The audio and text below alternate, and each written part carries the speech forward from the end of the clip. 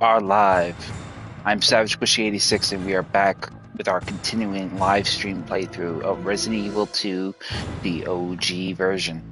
We are going to jump right into Claire B scenario. We just finished Leon A scenario just a short while ago. I've got a much needed refill on my drink.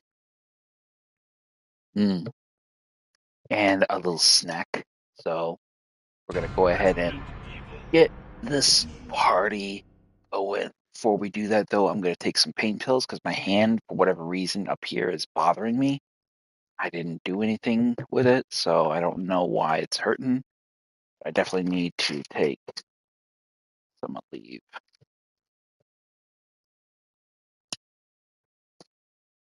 Let's go ahead and get ready for this.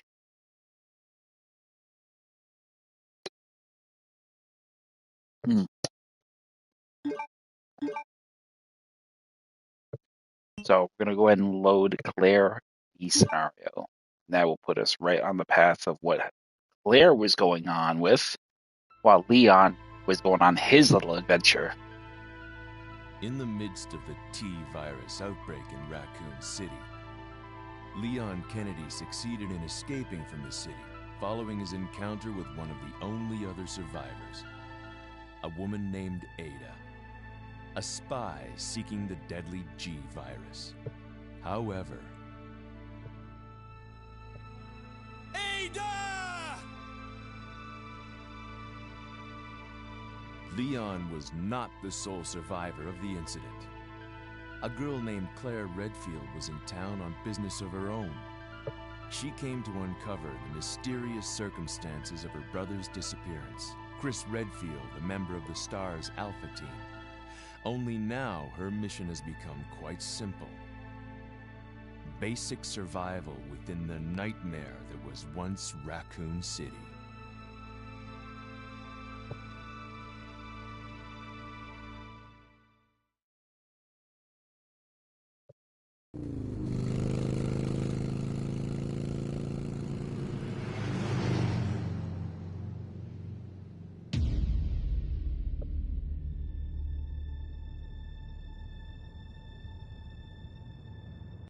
So we're going to go ahead and skip that cutscene because we pretty much already know what's going to happen and we know what's what. So we're just going to get right into it. So as soon as we spawn into the world, we're going to immediately leg it for the police station. Claire will be in a much closer position to Leon. Oh, shit. Whoops. Claire will be in a much closer position than Leon will be, so she will have just a stone throw of a run right down the street to the police station.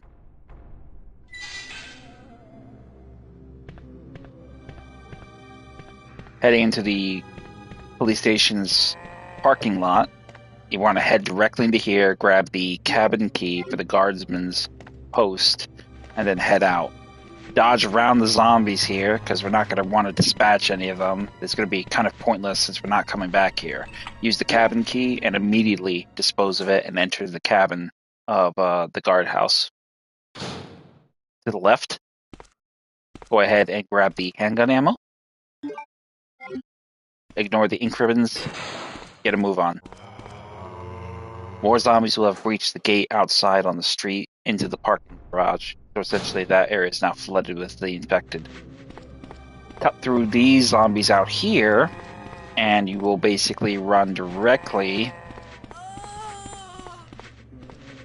to the fire escape and... Oh, shit. Oh, you motherfucker. Head up the fire escape stairs and get to the roof. At which point we'll see the cutscene with the helicopter crashing on the roof. Welcome to the stream, viewer. Hey, get over here. Hope you're having a good evening.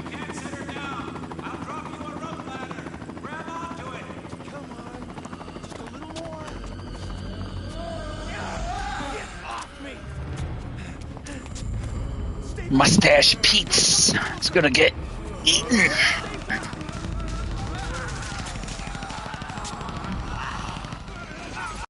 Now, obviously, we know what happens there, so we're going to skip the rest of that cutscene and head right into the fray. So we need to put out that fire, so we got to get inside the police station and find a means of doing that. So grab the green herb over here on the floor, and then get yourself further down the corridor. The crows will have essentially burst in through the window, so we're going to grab the bullets off the body here and make our way down, unlock the door. Get off of me, you fucker. And then head into the neighboring West Wing hall. This hall will have lickers in it, so we're going to want to avoid them. Head on into the secretary's office, or the second floor waiting for. Grab the handgun ammo off the bench, as well as the secretary's diary.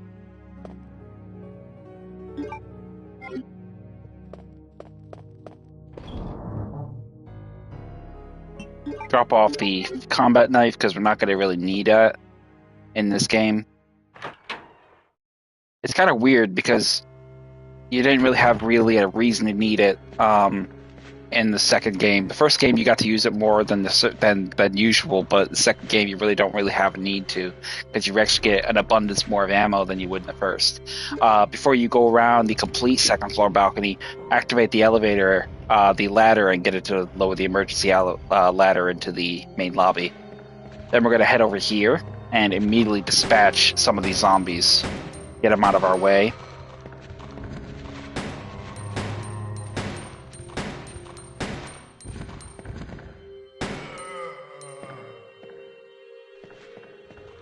Second floor library's doors will essentially also be locked via the lobby's security locks.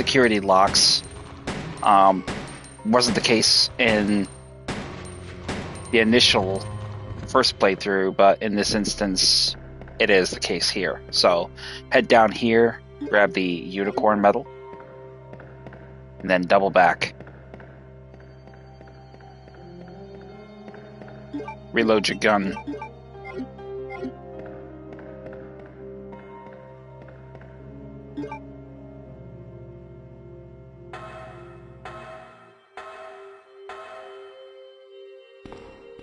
Head over here, grab the grenade launcher, which we are going to need for the encounter with the tyrant that will show up much to our dismay in a short while.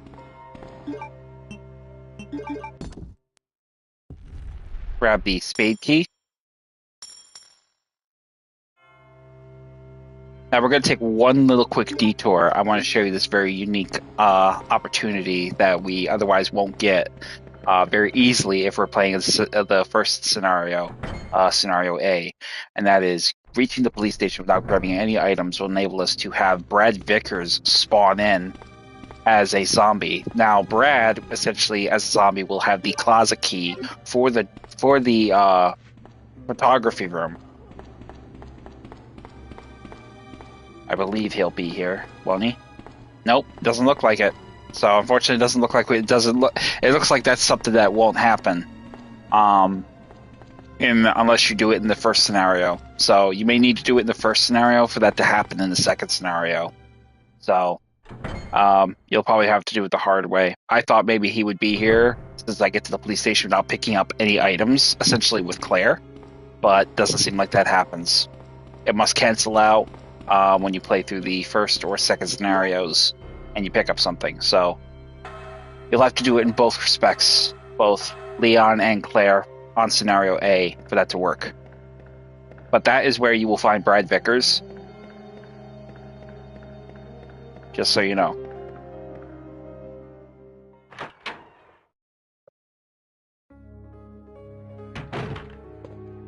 Heading into here, we're going to go ahead and drop off a few things. First thing we're going to do is drop off the green herbs. And we're going to drop off the spade key. Matter of fact, take both green herbs with you and mix them, because you will need the added protections afforded to you when you face the tyrant. Because he will show up, and your main go-to to use in defense of him will be the grenade launcher. But he will still pack a wallop of an ass whooping for you if you're not careful. Ignore the liquors, and we're going to head back to the second floor eastern hallway balcony leading to the fire escape. That's where we're going. We need to get the valve from the east office. So head down and out the fire escape. Grab the green herbs here, mix them so that we have them.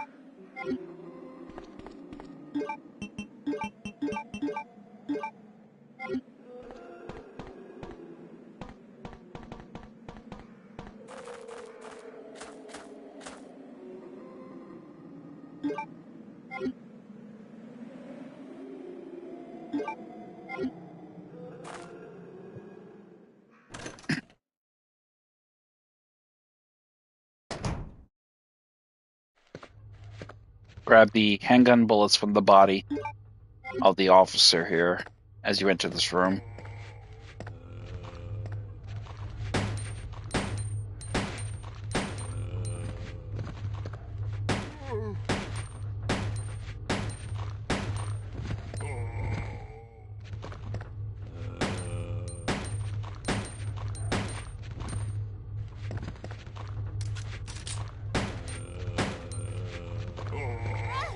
Oh, you fucker. Get off of me.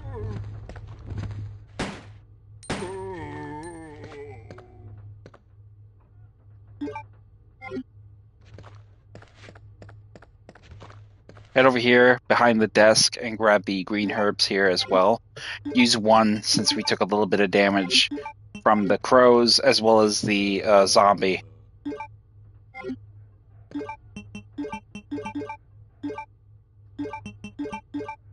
Mix them to get 3 green herbs in one. And then head over here and use the safe code to gain access to some easy acid shells for the grenade launcher, as well as a police station map. Acid shells, you want to save those for lickers because lickers are very vulnerable and easily killed by acid shells. And then over here, grab the valve handle and get out of the eastern office. Ignore the other zombie that may be wandering around in there. He's not of anything of consequence. So head up here. And then back into the second floor hallway. Head directly for the rooftop and put out the fire on the helicopter. Ignore the crows.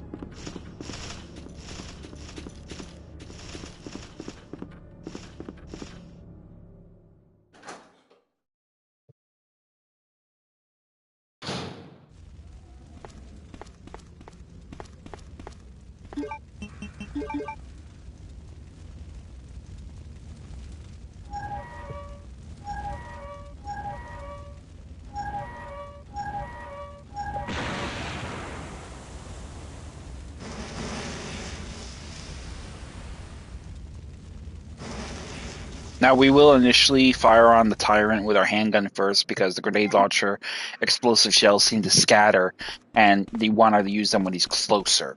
But long range wise, you want to, and I don't want to use my acid shells on my grenade launcher on the tyrant. So we definitely want to have the means and measures to basically, counter him from a close proximity standpoint. So here we'll get the cutscene of the tyrant being dropped in on the RPD. So head on through once the cutscene is skipped or you've seen it through to the end, then head on through. Take a step forward and the ceiling will collapse, trapping you.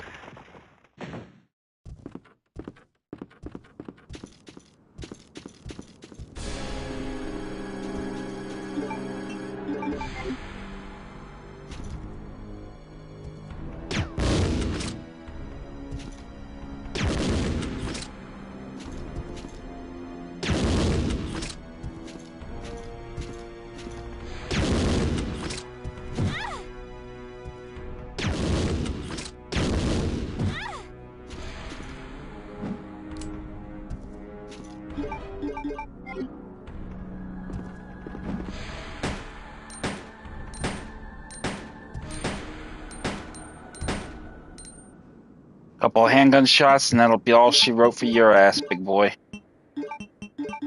Reload your handgun, and once big boy drops, grab whatever he drops for you. In this case, handgun ammo. 30 count. Now, get back to the main hall with the helicopter where it crashed through. we will see the cutscene of the tyrant recovering and getting back on his feet.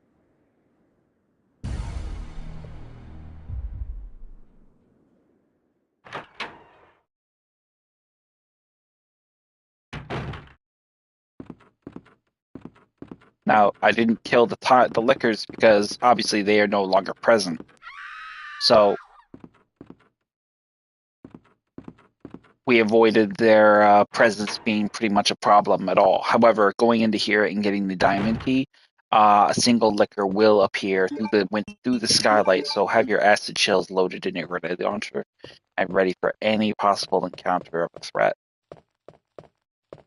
Head over here, grab the blue key card, and that is essentially what we need. The licker will spawn in, and you will dispatch it with an acid shell. Oh, that was not expected. Try again. If you wait for him to jump and then fire the shot, you can catch him in midair. I actually fired too soon.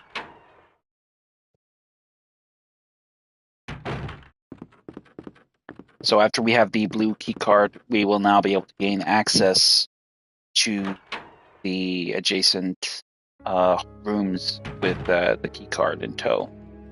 So, but before we do that, head over here and drop off the 2 green herbs, the valve, get the spade key, and we are pretty much good to go. Take the ladder down to the main lobby, access the computer with the blue key card, access the doors to unlock them.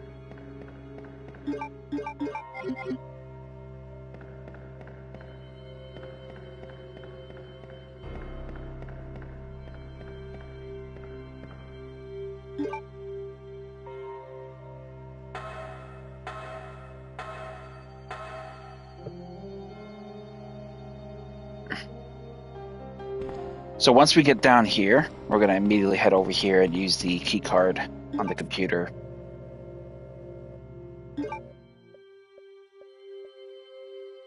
One, 2, 3. And then we're going to make our way in and out.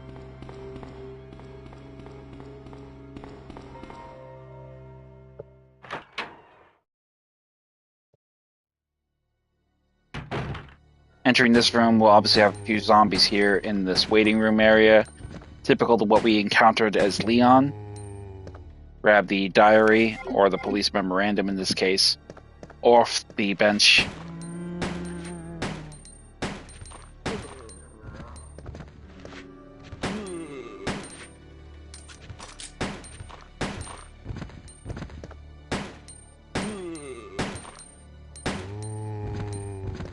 See his guts hanging out, like it's so cliche, but it's so cool at the same time.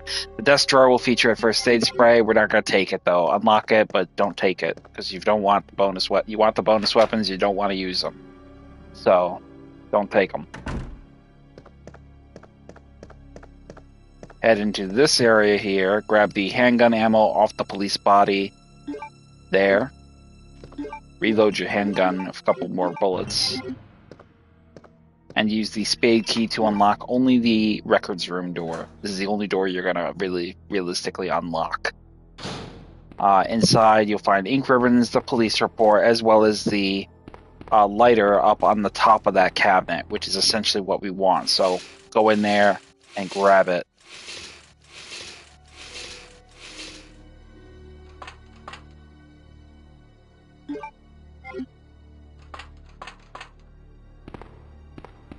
Upon getting the lighter, we're going to make our way finally to the operations room, where we will find the first red jewel. But before we grab that, in the next room, grab this green herb, and then proceed into the next room.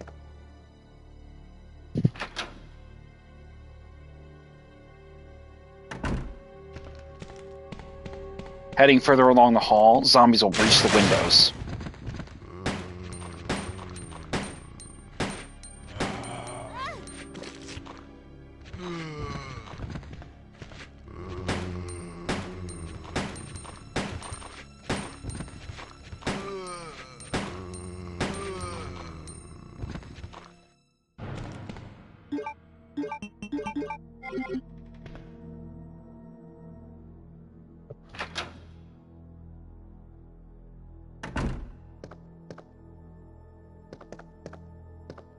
over here on the table, I think there's something here we can grab.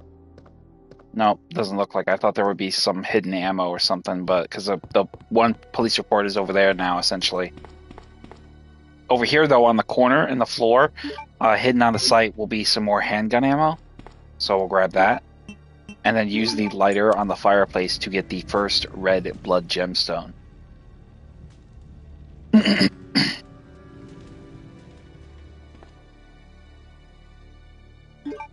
Red jewel, 1 of 2 that we need.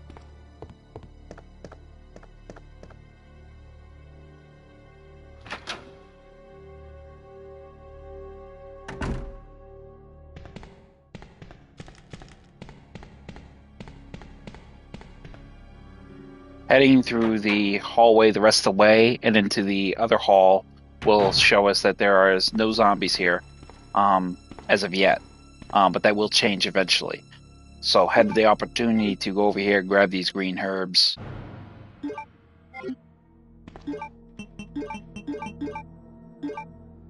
And we're going to mix 2 of them, but not the last one. The last one we want available for the red herb that's in the library. So strategize and think ahead. Grab the handgun bullets from the cabinet that we just passed and go ahead and drop off these herbs, as well as the jewel and the lighter.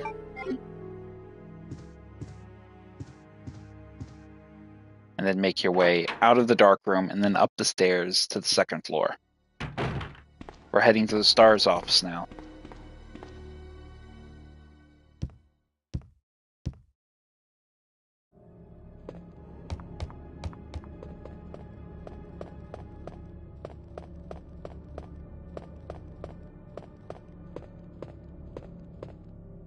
So push the rust-colored statue on the right, the stone-colored statue on the left. Grab the jewel once it drops, as well as the ammo hidden behind the statue out of camera shot. That's 1. Now for number 2.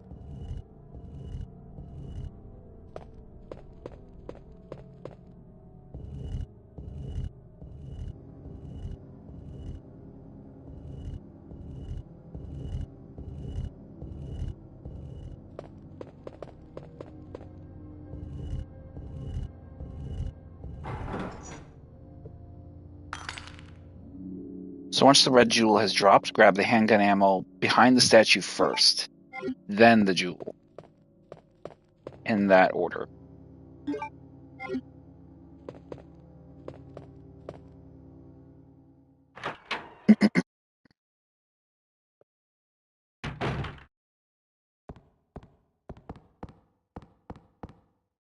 Now head into the STARS office where we will find Leon. Leon! It's good to see you're still among the living. It looks like we're not gonna find your brother here after all.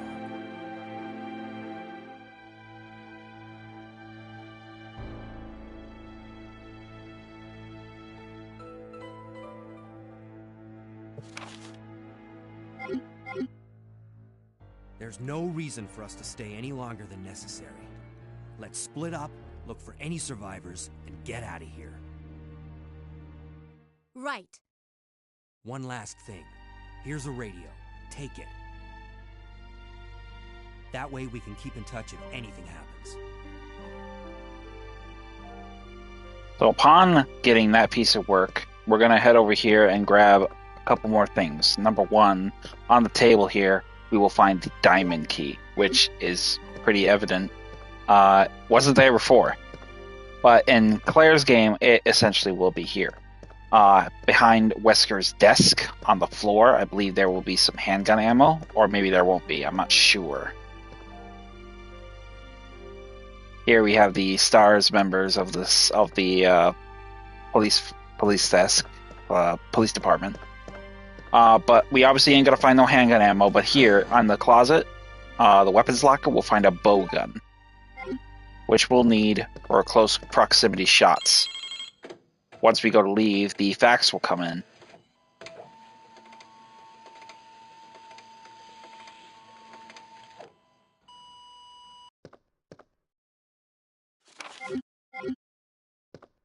basically that fax was meant for Chris.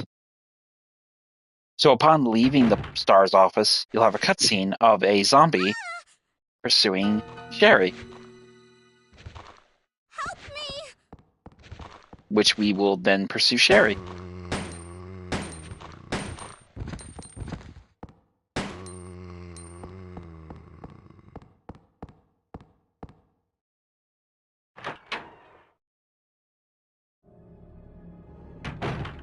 Now, Sherry obviously will give us the slip. We obviously know this. But that's okay, because we're going to find her eventually. But let's get rid of these zombies here.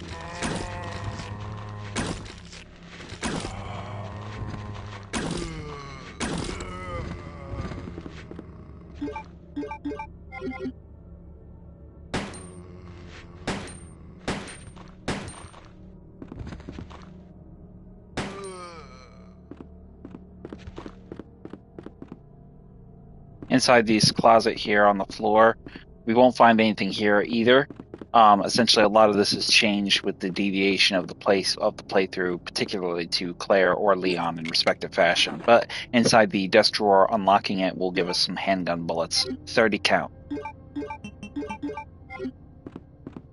So head on through the library area, and we will take one step forward and see the scene of the control box below us that Leon powered up with the cable fry, and the zombies will then pour in through the windows in this particular room.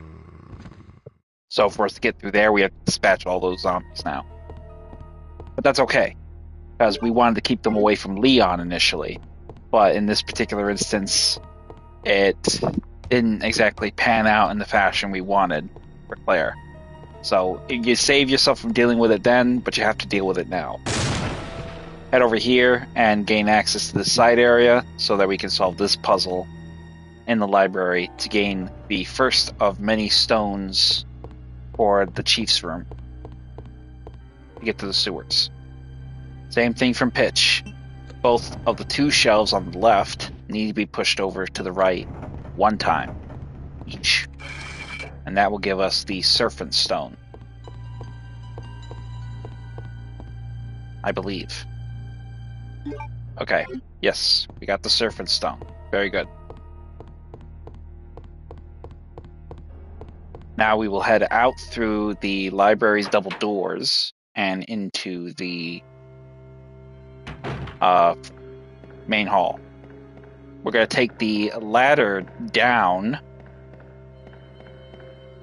And the first place we're going to go is Marvin's office. For two reasons. One, because he will have the bomb we need, the bomb materials that we need to get through the chief's office. Second reason is because we're also going to need more bowgun ammo to take care of the encroachment of zombies in the eastern hallway. When we go into the eastern hallway, they will be very close to us. So we need to get rid of them. We need to get rid of them fast. Do I want to use my grenade launcher? Absolutely not. What I want to use is the bowgun. But we need some bowgun bolts to use it. So that is what we're going to go get right now. So get these herbs mixed and switched. And then we're going to head and through the first floor hallway here. And we're going to make our way the long way around one time and get to the evidence locker room. You may have a few zombies in your way in the neighboring hallways, so that's okay. We're going to get rid of them easy enough. You're going to have to deal with them either or. So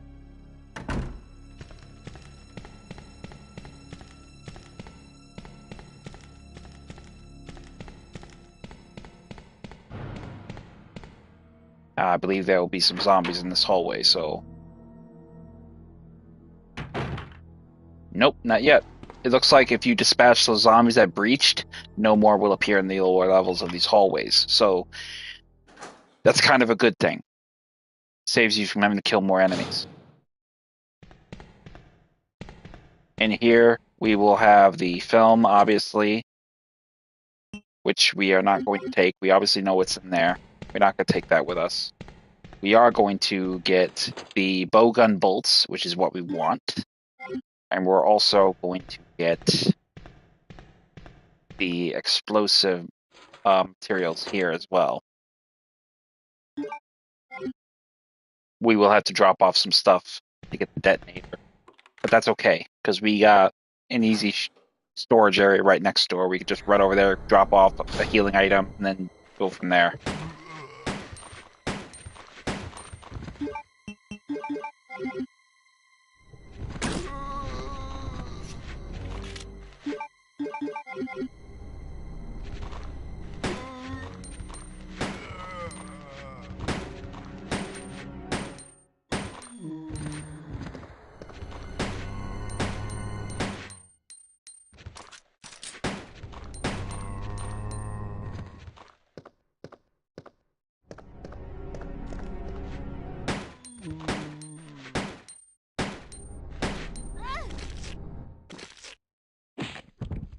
Dickhead.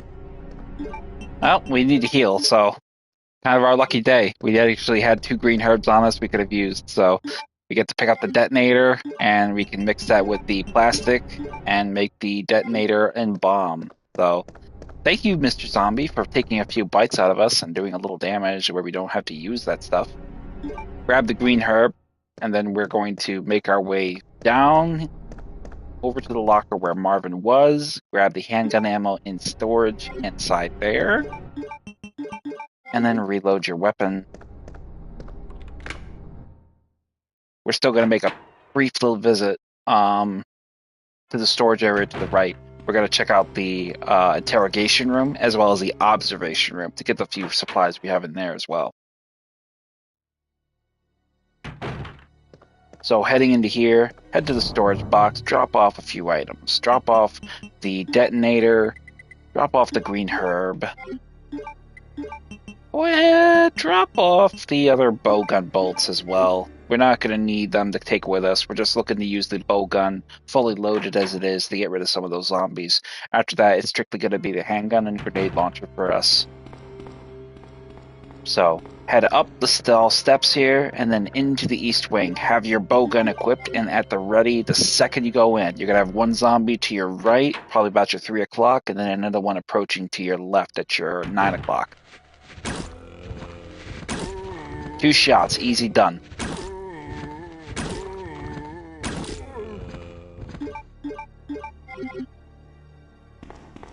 And that will take care of that.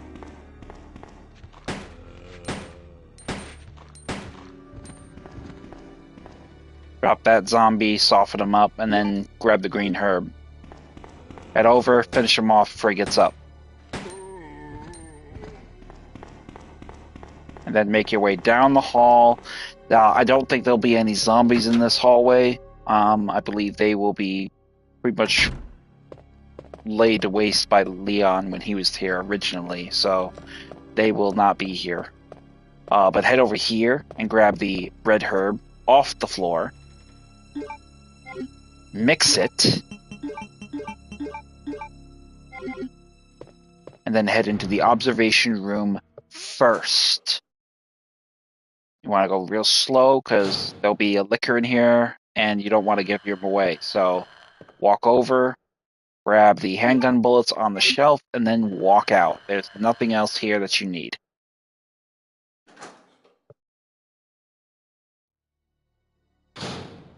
After you have pretty much made your way through that passage, head over here and use the diamond key for the final time, discarding it, and enter the interrogation room. Now on the table, I believe there will be first aid spray. Yes, leave it. We're not going to need it. Also, over on the shelf, we're going to find the Eagle Stone, which is essentially the second keystone we need to gain access to Iron's secret little torture chamber.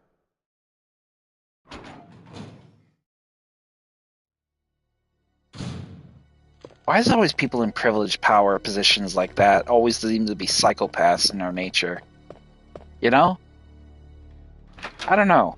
It's a very bizarre concept. It's like a stereotypical fad you find among the rank and file of people in positions of power. They come off as being either psychopaths, serial killers, sadists, pedophiles or something to that effect. It's a very bizarre trend. It's like, dude, how do you get to where you are and not get caught doing that is beyond me. I don't get it.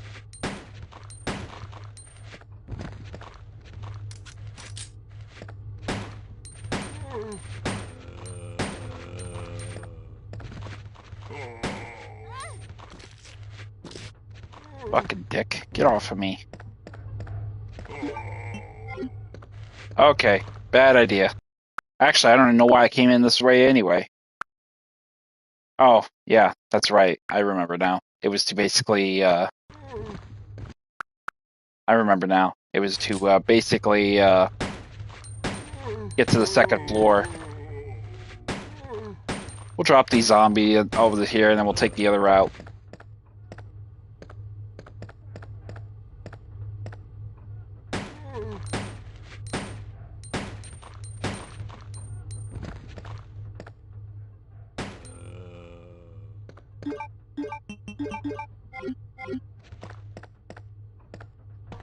So once you've gotten through that area, we're going to head back up to the second floor on the fire escape. And we're going to make our way to the art room where we got the blue key card to unlock the lobby main controls of the doors.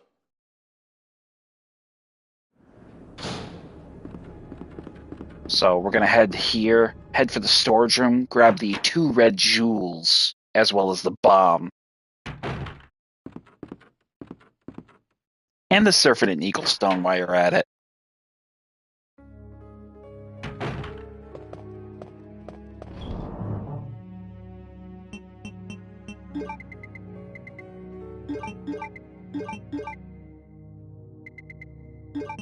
Drop off the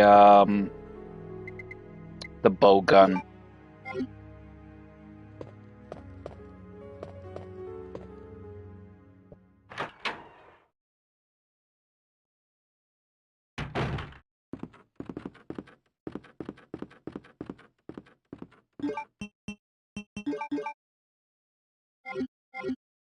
Gotta be closer to the helicopter, like at this angle, so that you can put it right on the door, apparently. So once you use the bomb, the door will eventually be blown apart into splinters, and we can now get into the Chief Iron's office.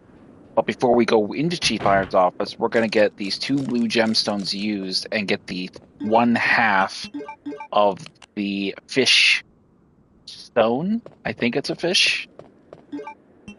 The blue stone. You know what I mean. So once we put the gemstones in place, that puzzle will be solved, and we will have 1/2 of the stone.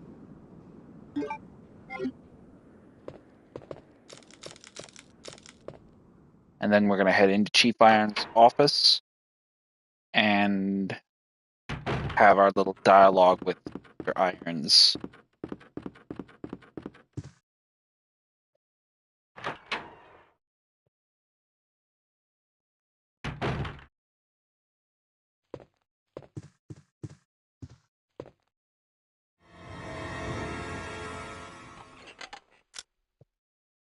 Oh, I'm terribly sorry. I thought you were another one of those zombies. Are you Chief Irons? Yes, that's me. And just who are you? No, don't bother telling me. It makes no difference. You'll end up just like all the others. That's the mayor's daughter. I was told to look after her, but I failed miserably. Just look at her. She was a true beauty. Her skin nothing short of perfection. But it will soon putrefy, and she will turn into a zombie within the hour, like all the others. There must be some way to stop it. In a manner of speaking, there is. Either by putting a bullet through her brain, or by decapitating her completely.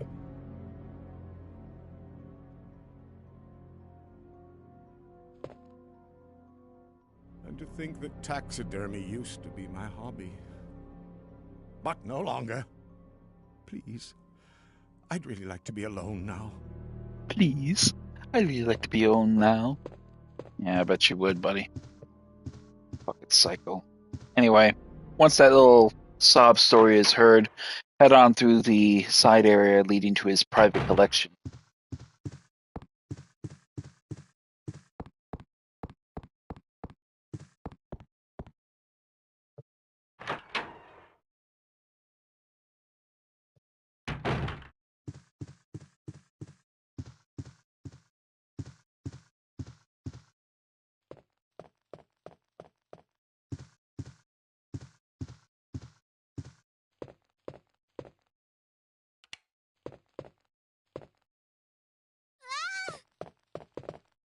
Wait.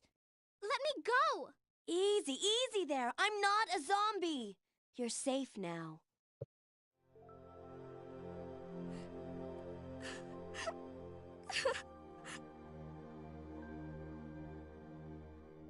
My name's Claire. What's yours? Sherry. Do you know where your parents are? They both work at the Umbrella Chemical Plant, near the city limits. The chemical plant? Then what are you doing here? My mom called and told me to go to the police station because it was too dangerous to stay at home. From the look of things, I'd say she was probably right. But it's dangerous here as well. Rocking back and forth on her heels. Me. But there's something out there. I don't know what it is, but I saw it. Much larger than any of those zombies.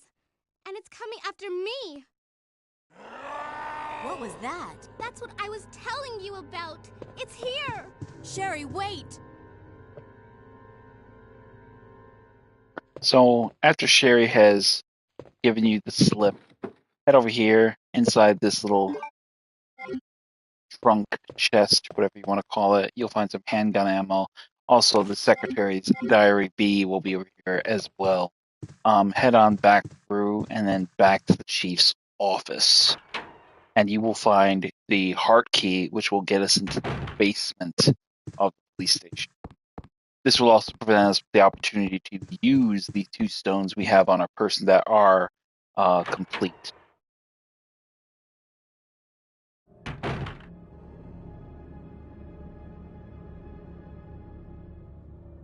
Chief? Grab the heart key from the corner of his desk, and then head around his desk, grab the chief's diary, and then use the 2 stones available on your person to set the eagle and serpent stones in place. Now we just need to get the complete blue/fish stone to use.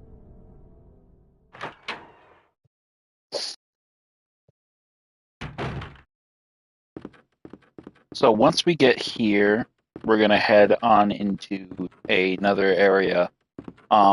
First thing we'll do, though, is we're going to grab our bow gun and the bow gun ammo, because we'll need that for the zombies that have breached Leon's hallway in the lower level. There'll be some zombies in front of us, and we need to get them cleared out. I do not want to use my acid shells unless I absolutely have to.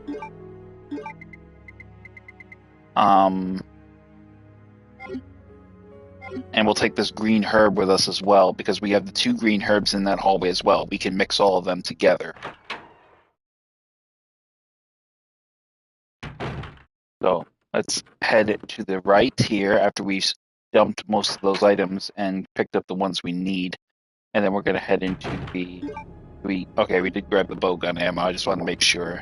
And then head for the fire escape. Head down the fire escape into the hallway of the eastern offices, and then head to the farthest passage and use that heart key to gain access to the green room, further leading into the basement of the police station.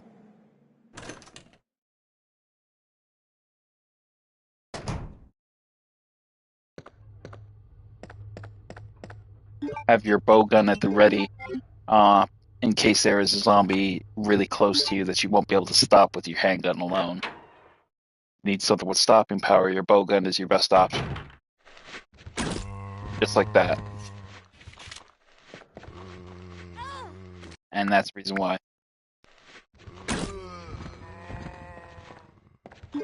We're gonna go ahead over here, and then now we'll switch to our handgun.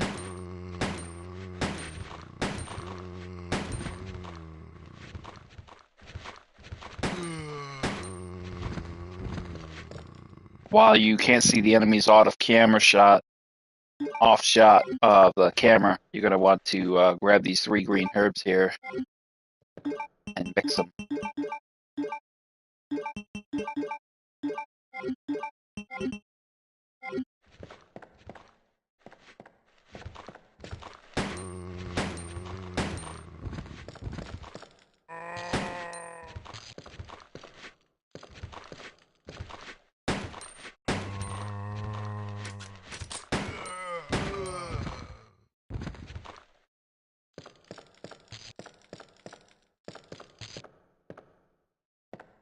And that will take care of all the threats up in this area. Head around here over there in the bookcase, though, and you'll find more acid shells for your grenade launcher. Have your grenade launcher ready in the event that we run into some lickers in the basement. Again, with Claire, acid shells on the grenade launcher is your best option for taking out lickers fast. So we do have some lickers here. I don't hear the tic-tac of dogs' claws. Nope, we got zombies. Hey, I'll take them. Come on, boys.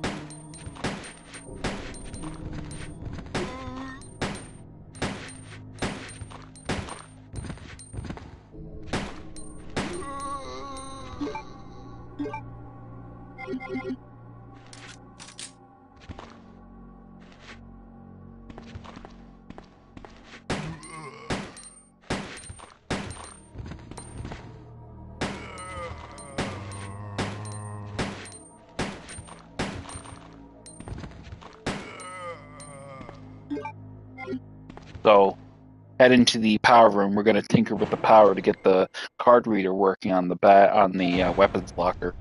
Head over here, grab the green herb.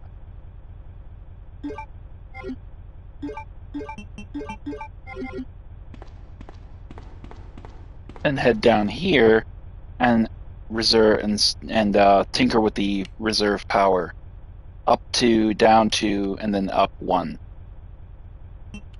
Down, down, up. Power supply reestablished. Weapons locker card reader is working. Grab the basement map of the police station. Head over here to the table. Grab the flame shells from underside of it, and then head out. Now, we can't gain access to the jail quite just yet because Leon hasn't been down here yet. So what we're going to do is head over here past the morgue, drop this one zombie, and head outside. Obviously, we'll have the dogs here to deal with, I believe. Or maybe they're just crows. We'll see. Dogs, so. Okay. We can spare to use a single or 2 acid shells for the grenade launcher. Handgun ammo will take too long, but let's see if we can get a lucky shot in on these guys. Oh, too soon.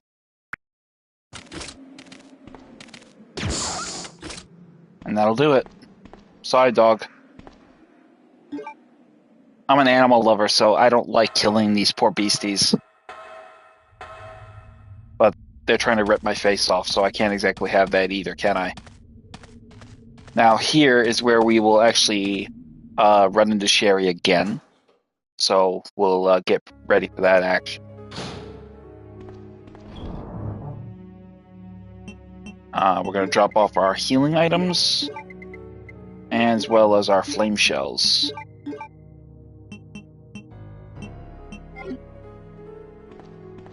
And then head out the way we came, and that is when Sherry will make an appearance to our left, and we will take over as her again. Sherry, I've been looking everywhere for you. I was so worried. We've got to go now, honey, okay? If we stay here, that monster will find us. Let's go. No! No, I won't. What's the matter? Don't you trust me? It's not that, Claire. It's because of my daddy. He's over there. I heard him call my name. Daddy must have been attacked by the monsters. I have to help him. Wait, Sherry. Don't go alone. Sherry! Sherry! So once Sherry has taken over and decided to charge ahead to save good old Daddy, we're going to take her up the elevator. Now, the good thing about this playthrough is that instead of dogs, we will have zombies. Zombies are much easier to avoid than dogs, largely because zombies are essentially big in stature, and they have the vomit attack, which Sherry can easily avoid. Very, very, very easily. So first thing we're going to do is going to run into the passage where Ada would normally be coming from, and we're going to grab the explosive shells here on the floor. After we grab those, we're going to head back outside and then back around to solve the water puzzle to make the bridge, and then essentially get our hands on the club key for our Claire. So, run past the zombies. They won't be able to grab you or bite you, but they can vomit on you, and that will essentially be the very aims of what they're targeting is pretty much comprised of. Very pitiful and easy to avoid with Sherry, with her small stature. Head down and drop down to the lower levels, and then basically get the boxes into position, make a bridge out of them.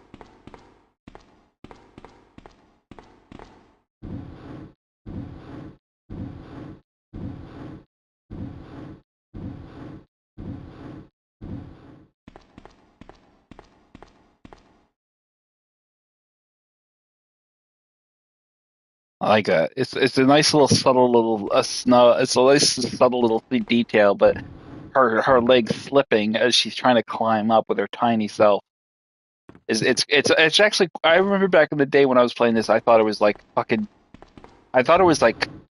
a mistake, like a code issue, but I looked, there was a very subtle little thing they did in all versions of the Resident Evil 2 game. With the exception of the remake, but I mean, there you go. She does it again.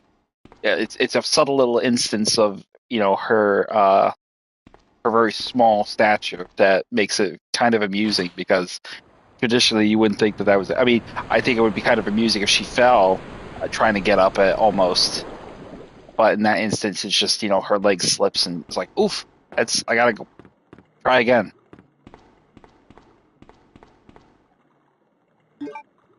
So grab the club key from the shelf here, and then head on out, and then back to the elevator area, and then take it down to Claire.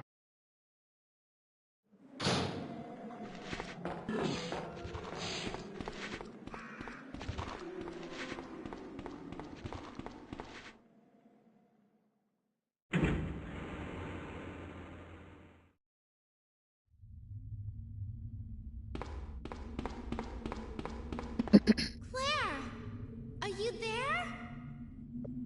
Sherry, are you okay? Did you find your dad?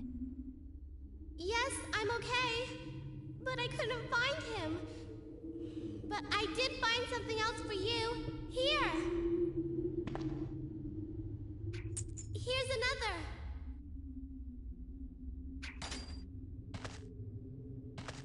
Thanks, sweetie. Now, why don't you come over here?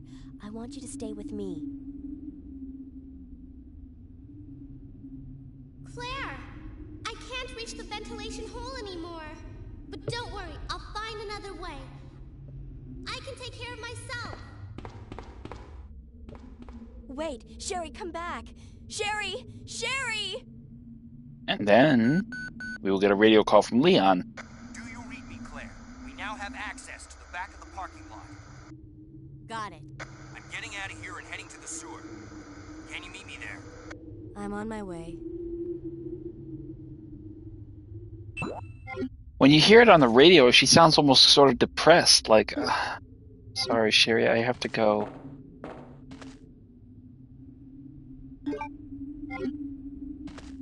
but you know, it's kind of one of those instances where you can't really ascertain exactly what's going to happen. So it is kind of informative in its way to what's going to happen next. So, but we're going to head on through here and make our way back. Now, at this point, I think lickers will appear in the basement level. So be at the ready with your acid shell loaded grenade launcher. Oh, nope, we got zombies still. I am surprised. I figured we would have lickers by now.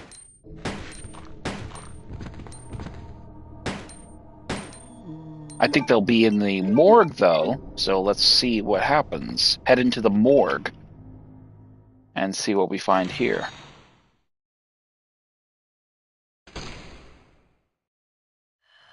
You have some lickers. Get rid of one.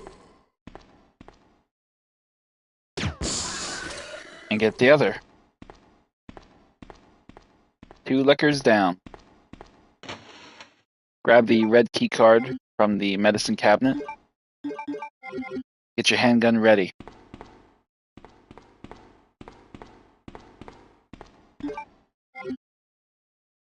Now we will probably have to make a trip and drop off some stuff because we essentially are packing too much stuff. We're going to have the machine gun in here to grab as well, so we have to remember that. Drop the zombies here, though, before we move on. Well, at least, well, no, maybe not. If we use the key card, we'll actually have enough room for it, so yeah. But I think we'll have to... The bowgun bolts, I'm not sure, so... Let's see.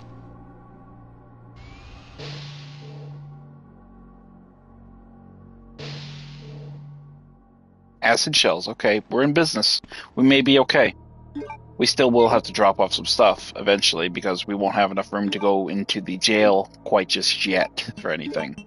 So get the acid shells, load them into your grenade launcher, and then grab the handgun bullets as well as the machine gun inside the locker left behind by Leon for us.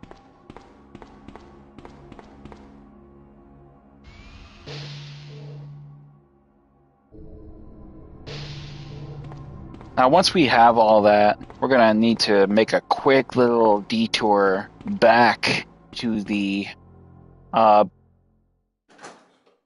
work area, storage room, whatever you want to call it, and drop off some of these items, namely the machine gun, and probably the explosive shells as well. We're not going to really need them as of yet, so we're basically just we'll have them handy in this instance.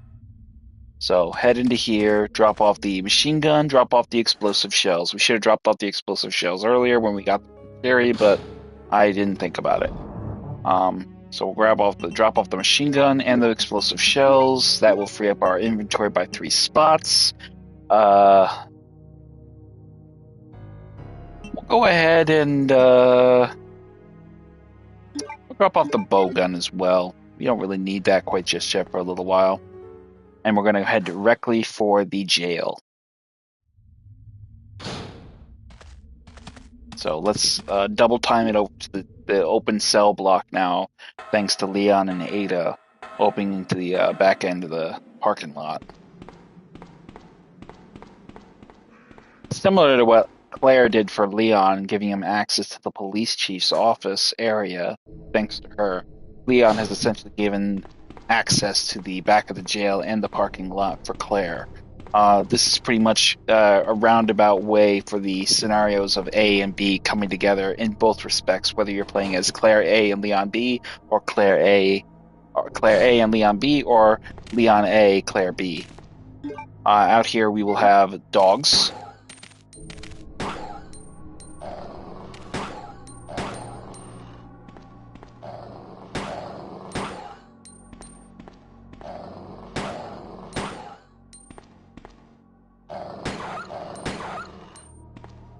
Dropping both those dogs is pretty easy.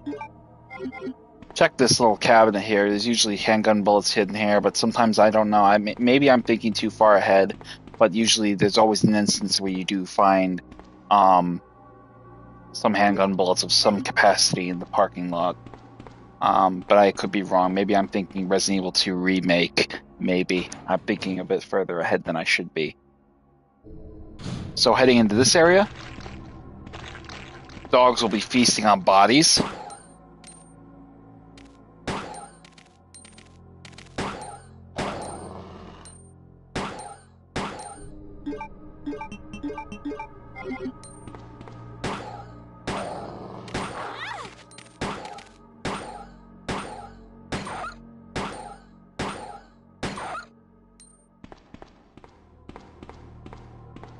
Both zombies will be essentially just cannon fodder for the dogs to just munch on. But head into here, and you will find a blue and green herb as well as a manhole opener. So we're going to definitely grab both of these. Oh, bowgun bolts as well. Wow. Okay, wonderful. Not exactly what I was hoping to grab, but essentially what we will end up having to grab nonetheless. Over here, something appears to have burst out from inside. Essentially, we have found good old Ben's body, and then in here, nothing inside Ben's jail cell. In here, though, we will find blue herbs and a green herb. Go ahead and grab the blue herb, and then mix it with the existing green herb. Reload your handgun with some ammo.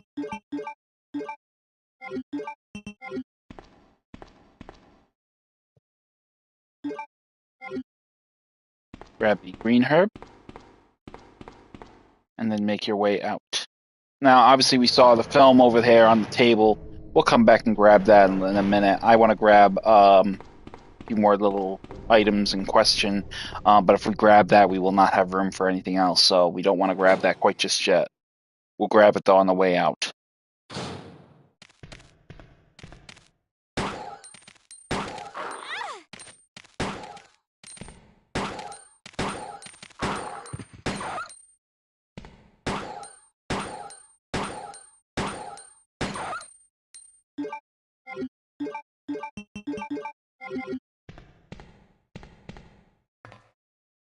Heading into here, you'll have another blue herb, which we will grab.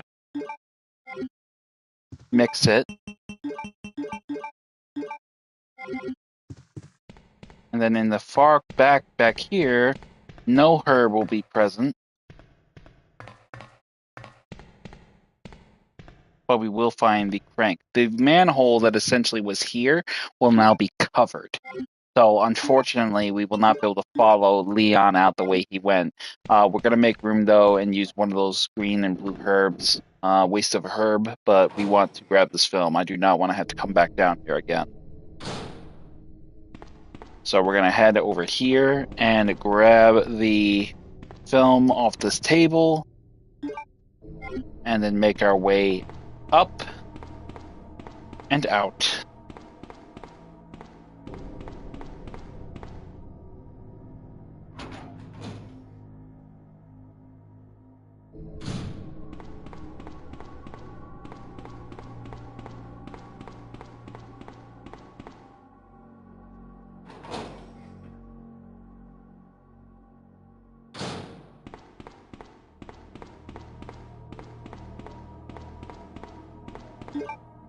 We are going to take a little bit of a detour and drop off the arrows, the bowgun bolts, as well as the film, because we're going to use the club key in the next two areas, namely the guards room as well as the conference room. We're also going to grab, we're going to leave behind our handgun and handgun ammo, and we're going to grab our submachine, our machine gun, because we're going to have a rough run-in with Mr. X, or the Tyrant, again. A lot faster than usual. So we're going to go ahead and leave a few of these things behind. Go ahead and leave the bowgun bolt behind, leave the blue and green herb behind, the film, take the crank, leave the handgun ammo and handgun itself, and have one healing item on your person, just in case. And also grab the lighter, because we're going to need it for the puzzle in the conference room.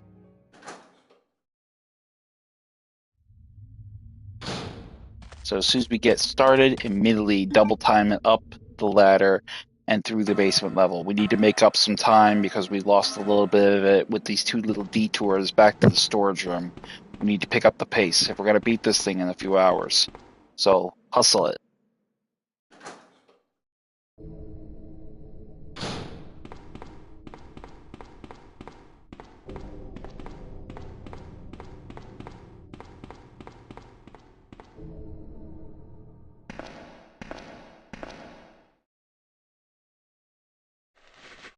You'll have a new squad of zombies here.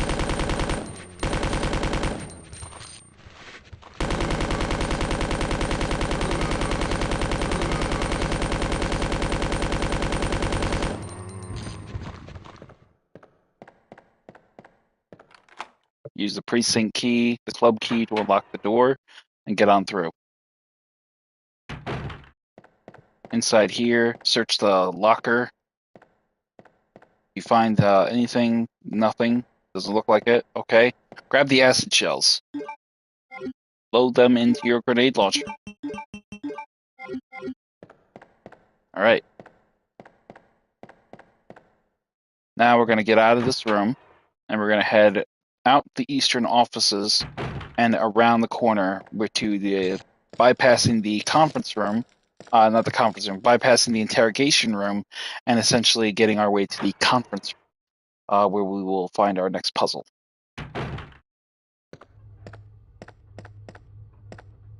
Get comfortable because you're going to be using your SMG a little bit for a little while here.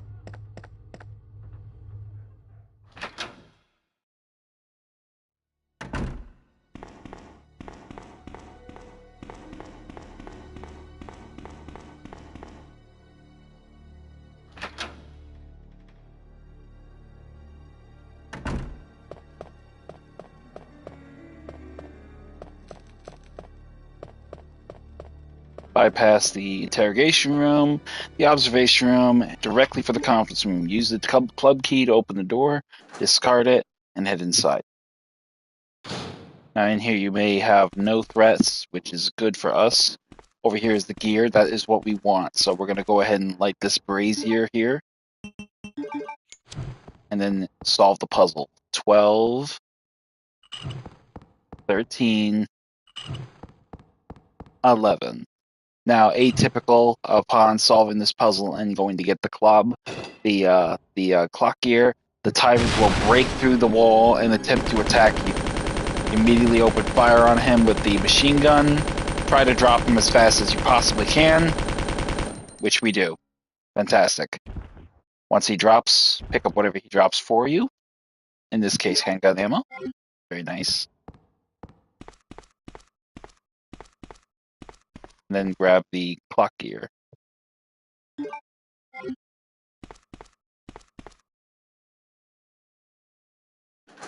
Now, we will probably have to use the green herbs on our person because essentially we will have to fight him again and he will drop us another item. But that's okay because we pretty much need to use him anyway.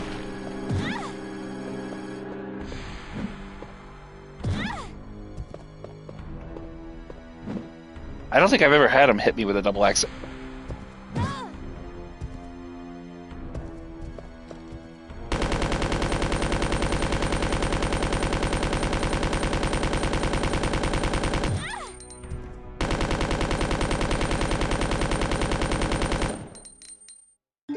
Doing the wind-up punch. So once we dispatched him for the third time, he will drop us some bowgun bolts. Very nice. And we will take ourselves to the third floor now, and that will be the clock tower. Essentially, now that we have the gear as well as the crank, we can get the final blue stone piece of our puzzle to get the keys necessary to gain access to the sewer from the chief's room and his little torture chamber. So head out to the eastern wing of the police station and then immediately leg it up the main lobby to the emergency ladder. Get your acid grenade launcher ready. There will be lickers lying in wait. One shot is all you need to drop one. Acid shells are their weakness. Done. Once you get through there, head to the double doors to the library, and then head up the stairs to your right. Or in this case, your left.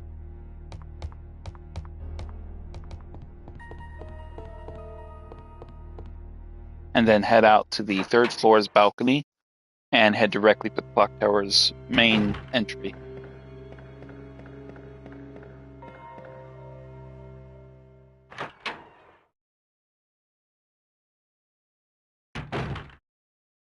Now, upon entering the clock tower area, we are going to use the crank to lower the step case leading to the third level, to the upper level of the clock tower. Head up there, and then use the gear that we got from the conference room to get the blue stone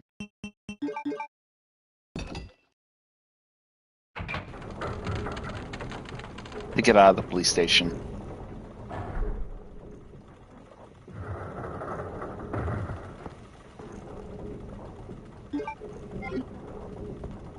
Now, equip your machine gun yet again. You know what's coming. Now, Leon encounters the tyrant in the chief's room, trying to leave his art gallery. But Claire encounters the tyrant when she's attempting to leave the clock tower. So right as soon as you get down here, attempting to leave, the tyrant will appear for the fourth fucking time and attempt to beat your monkey ass to submission. So immediately open fire on him with the machine gun.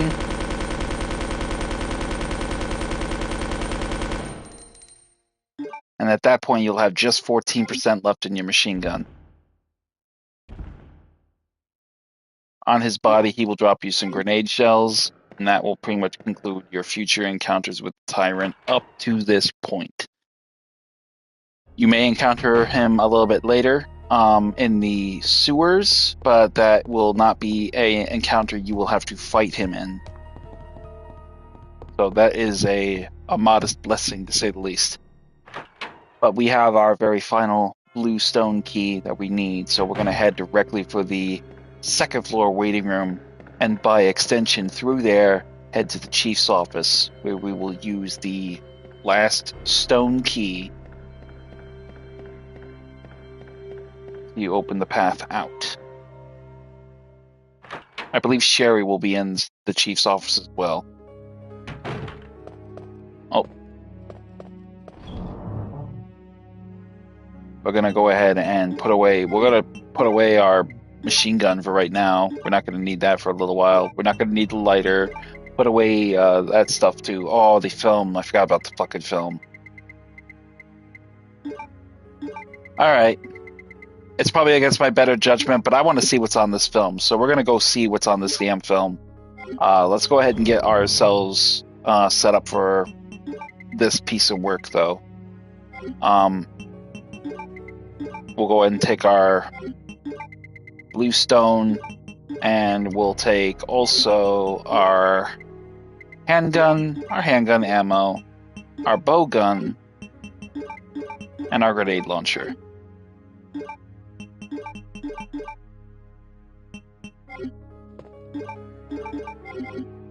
So let's go see what's on this film. I didn't get it the first time. I cannot honestly not want to get it the second time. So let's go get it and get it developed. We got to go all the way to the dark room on the first floor. So if we want to see what's on it, we need to get it developed. It's a little bit out of our way, but I'm curious. I can't remember what's on it, and I'm actually curious. I want to know what's on it. I can't remember what it is. I didn't get it the first time with Leon's second scenario, but I'm not going to repeat that mistake with Claire. So we got some time. Let's have some fun with it.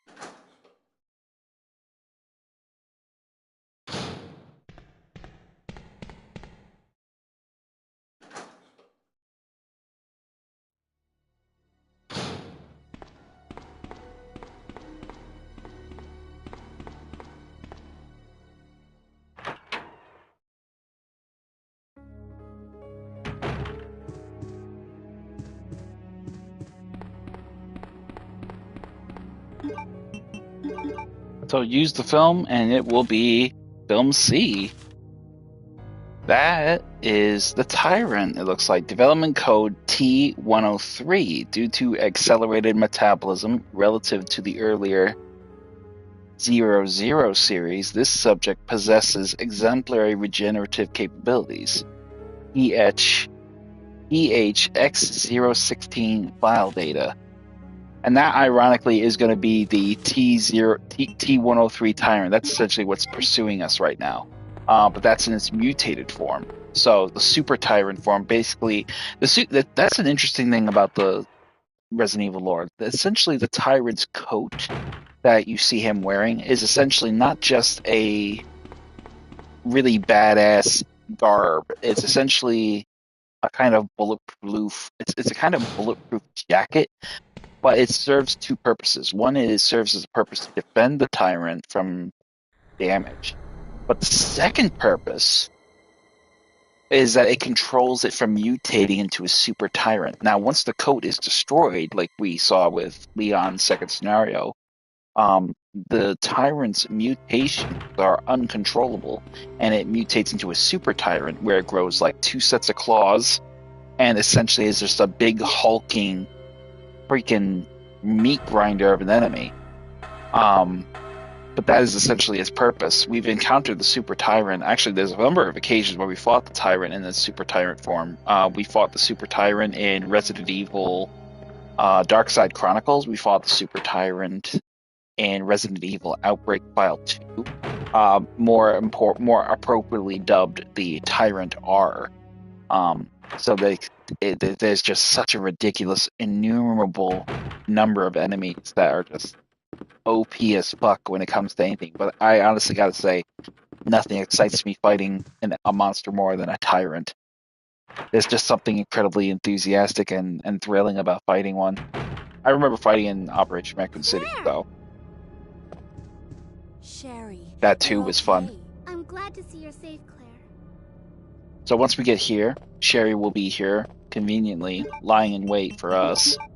We're going to go ahead and get the door open here and head on through.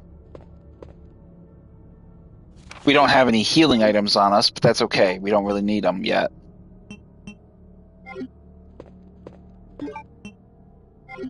Actually, maybe we should grab them, so let's rewind it back a little bit. I didn't think about that. Let's go ahead and drop off the bow gun and the bow gun ammo. And we'll grab the SMG, the machine gun. Grab a couple healing items.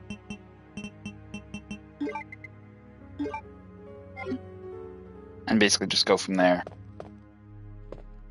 In Claire's game, we're not going to fight the G mutant that Leon fought. We're going to fight Birkin in his first form. G1, I believe, term. Essentially, that is basically him using a pipe as like a type of weapon. He hasn't really developed claws yet, or he has developed them, and he's, regressed from having claws. Claire! It's kind of a bizarre concept. Sherry, you're okay. I'm glad to see you're safe, Claire. So use the last stone to open the path. Get the mail on the thing to the chief, and then head down the elevator. Claire! Claire! I'm going down there. Stay here and wait for me, okay?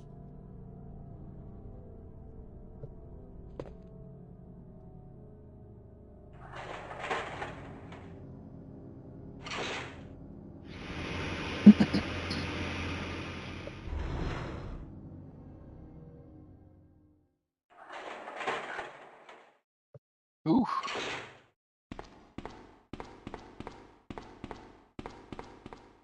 Now coming down here, we'll find good old Chief Irons.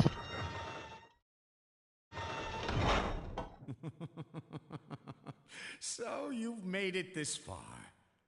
Not bad, girl. But I'm not letting anyone leave my town.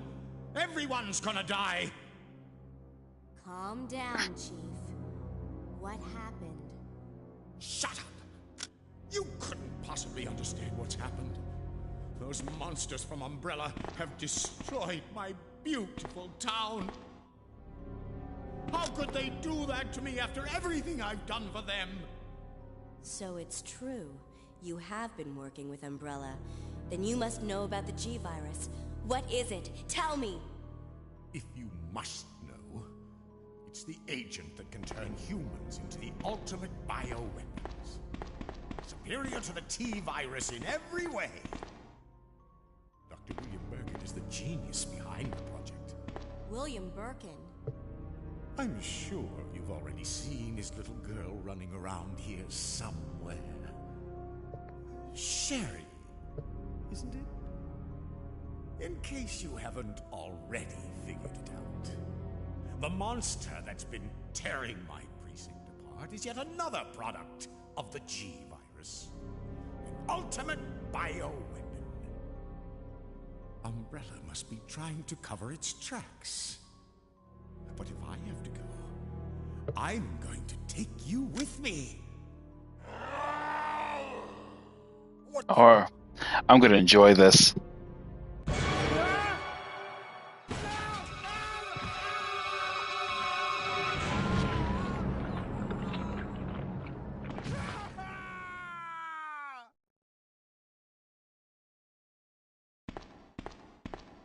So, good old Mr. Birkin decided to tear him a new ass.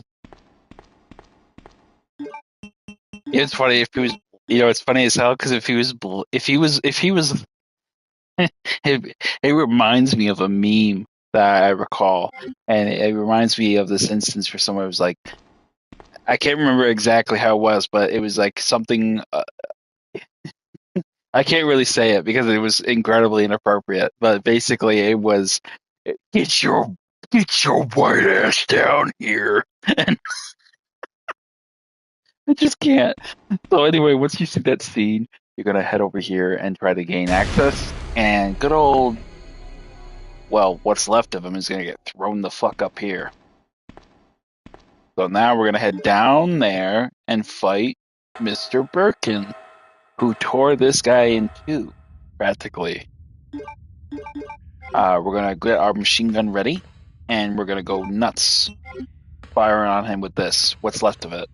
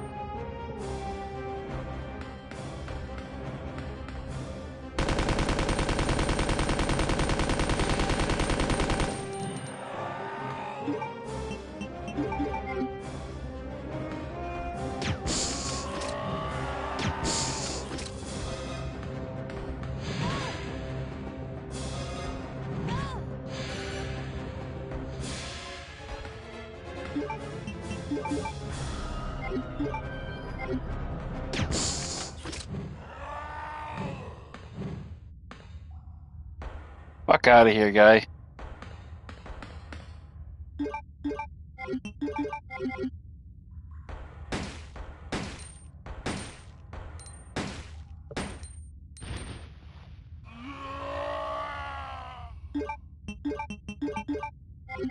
You have to get up really fast. If he hits you with that attack, where he's like got his arm raised, like Jason Voorhees style, he'll keep hitting you until you're fucking dead. So you literally have to get the fuck on your feet like really fast. If you don't, he'll beat you to fucking death, and you won't be able to do anything. Which is why every time he puts his arm back, you really want to like try not to get. As you could see, I was down. I was really struggling to get up. So I mean, he literally pulverizes you, and he keeps pulverizing you until you're fucking dead. So we're gonna head up here now and get ourselves back to Sherry. our machine gun is effectively empty. The only way we're going to get a new magazine for it is if we actually are able to get into that area in the lab that's fingerprint locked and get a clip from that room.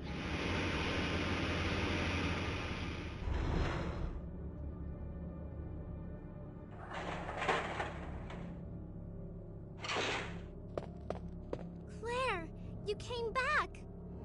I can't believe the man who developed the G-Virus is actually her father.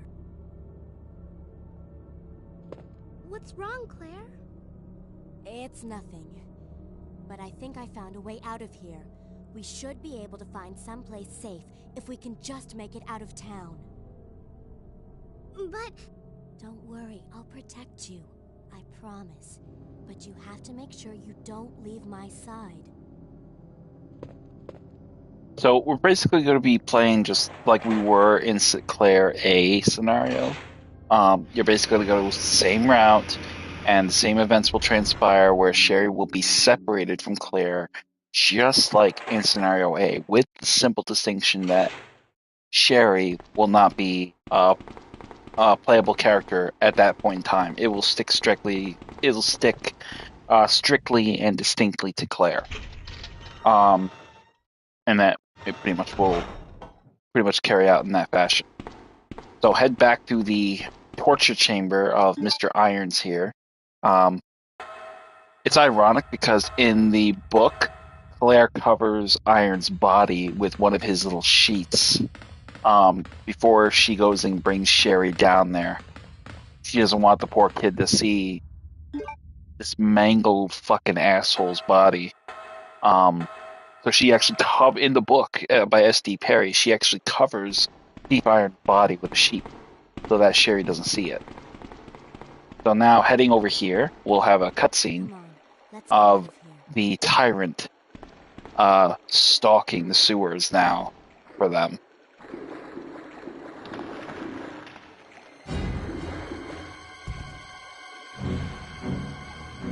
Claire?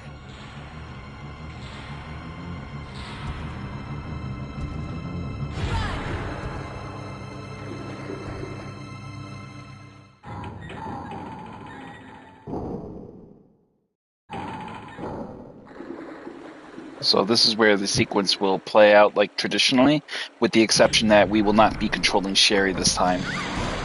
She will disappear for a little while, but she will find us again later. Sherry!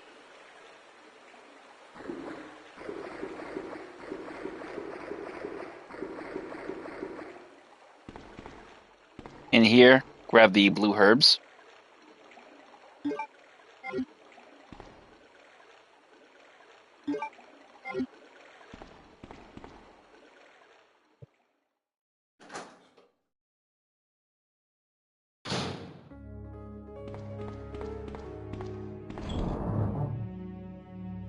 Drop off the useless submachine gun now, and grab the 2 green and red herbs here and mix them.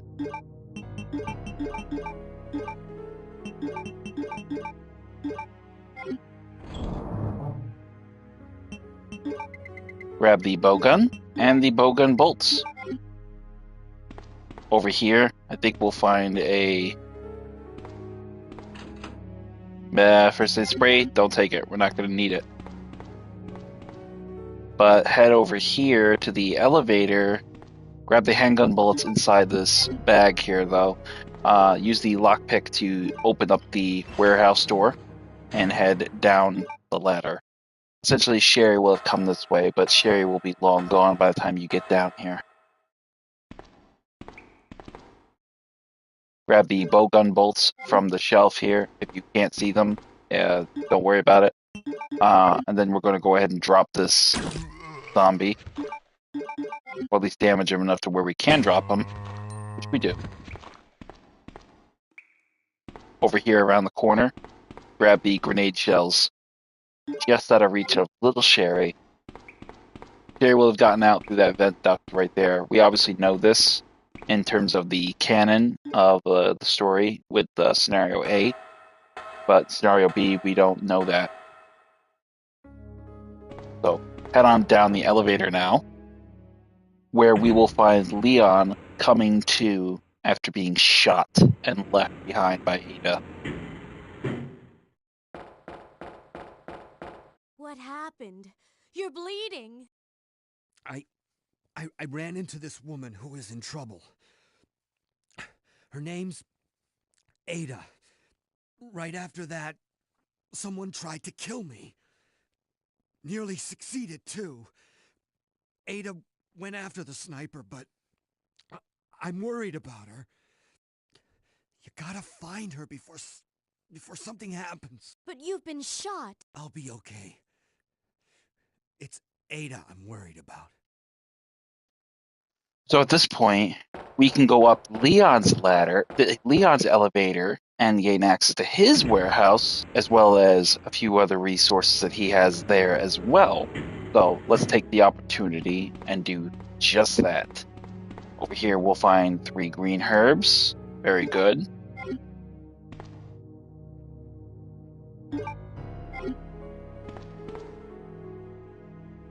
We obviously can't take any more. We gotta mix the existing 2.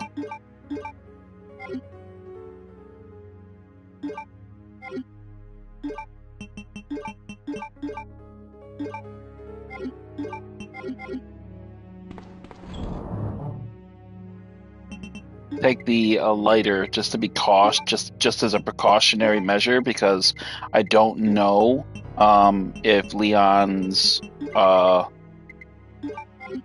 warehouse is lit still from his being there. So we're gonna head in there, grab the handgun ammo from the tool chest here,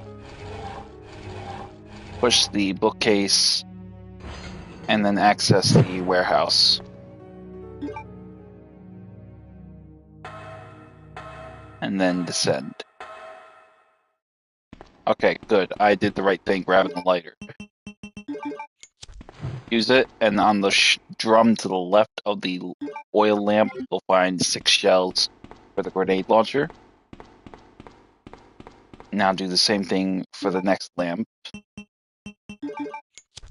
And you'll find flame shells on the cabinet to our right. Now double back to the warehouse. And we're going to drop off the flame shells.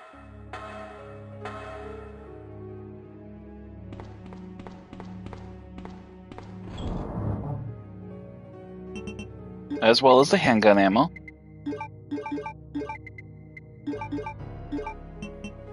Go ahead and drop off the explosive shells while you're at it. And take 1 blue and green herb. We'll take a loaded handgun, at least with those bullets left in it, as just as a safety measure. We're going to be using our bow gun predominantly for a little while, because we just got lots of spiders, and the spiders will be pretty easy to get. Oh, wait a minute! Before we go back, we need the oil. We need the valve. So don't forget the valve. Matter of fact, leave the handgun behind. I don't think we'll end up needing that.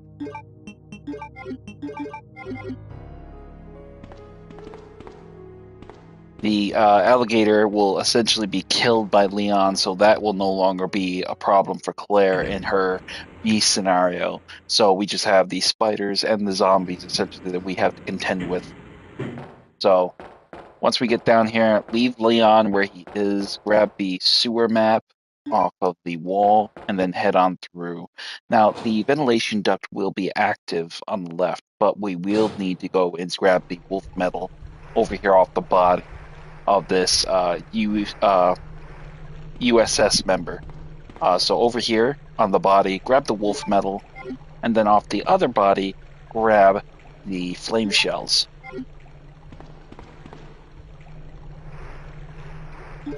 If you feel inclined, you can pretty much load the flame shells right away from the jump, get them out of your inventory, basically to negate that possibility, just so we have room to work with. A single flame shell is enough to kill a spider. So we'll wait for this one to come down.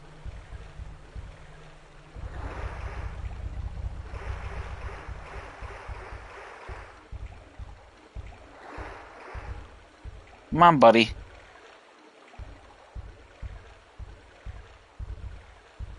There you go. And that'll take care of that spider. A single flame shell drops a spider. A single acid shell drops a licker. So you pretty much have a good idea of just what kind of munitions to use for Claire in the heat of circumstances, based on whatever you're fighting at that particular point in time.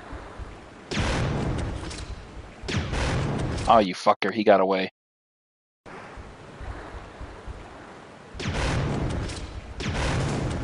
He ain't getting away that time.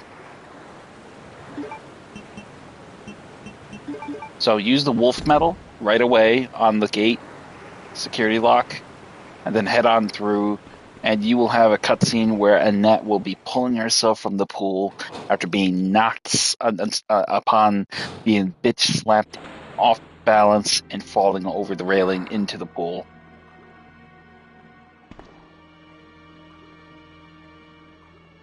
Are you alright? What happened?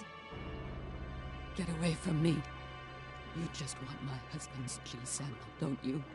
But no one will take that away from me. No one. Husband? Then you must be Annette. How did you? We don't have time for that. Sherry is lost somewhere in the sewer system. I have to find her. What? I told her to go to the police building. Why is she here? Now Sherry and the G sample are both in danger.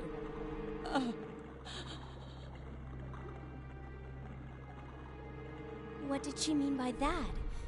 Does Sherry have the G sample? I don't feel bad for this bitch at all at this point, because you know what the fact of the matter is, she's got her priorities completely reversed. Get away from me. You just want my husband's G sample, don't you? Paranoid fucking bitch. It's like, get the fuck over yourself. Help me find your kid.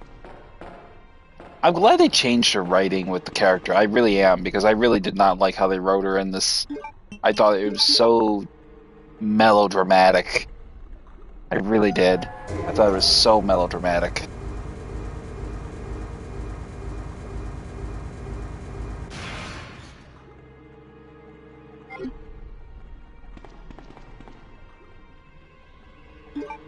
So we'll get flame shells from here. Go ahead and mix them. And then go over here and grab the green herb. We're gonna mix that with this green herb. Oh shit, that's not what I wanted to do. Alright, let's try this again. Get the green herbs. Let's not use them yet. I don't want to use them yet. Go ahead and mix the blue-green herb with the existing green herb to get a 2 green and blue herb. And then go ahead and use 1 green herb to heal yourself. Just in case. Get your bow gun ready in the event that we have zombies in this hallway. Typically, I don't think we will, but for safety's, for argument's sake, we'll have them ready.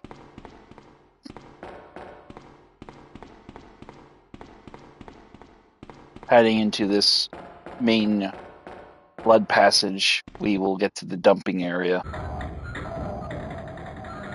I think we will have zombies here. No? Damn! I always keep thinking I'm going to find enemies somewhere, and I don't. What is going on? My memory ain't that bad.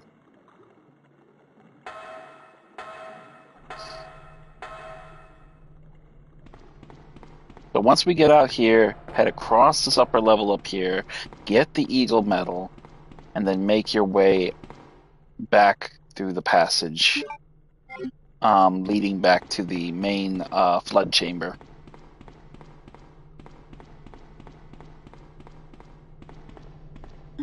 Use the valve to stop the fan and then get through so that we can get back to the main sewer chamber.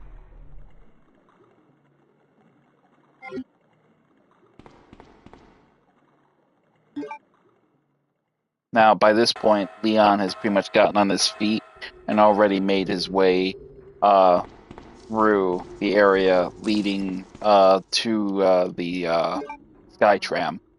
So he is well and truly back ahead of the game on us. But we're going to head on through and immediately get moving on the next section. We have not run into Sherry yet, but that's okay.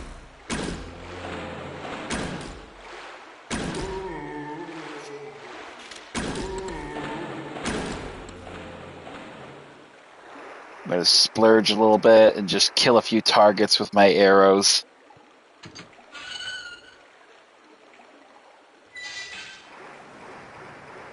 So running through here now, we'll make our way over here and use the eagle medal to get this passage open, and we'll get on through.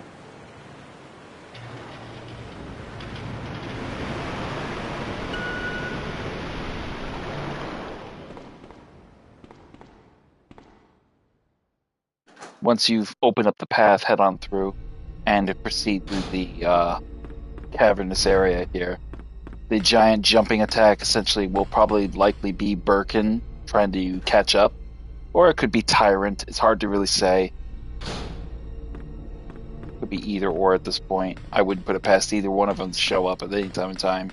But heading over here, access the Skytram control command, and that will basically recall the Skytram to your location. Leon and Ada are clearly ahead of us. I went looking for Ada, and I didn't find her. But they managed to find each other and get back on task. So once we got the Skytram back here, Sherry will have found her way to us. Sherry, you're okay.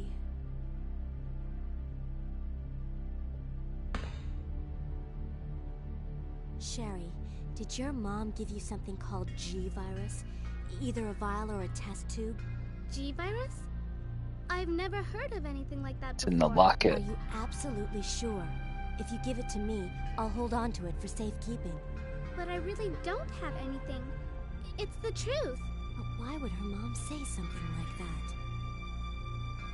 So after that cutscene, get with Sherry and then basically get on board the Skytram and make your way across. We're at the finish line, folks. We're almost done. And I'm excited because it means I get to play the Resident Evil 2 remake again. Over here, after getting off the Skytram, grab the weapon box key that we will find at the lab. Then make your way out and through the tunnel access leading to the turntable, taking us to the lab.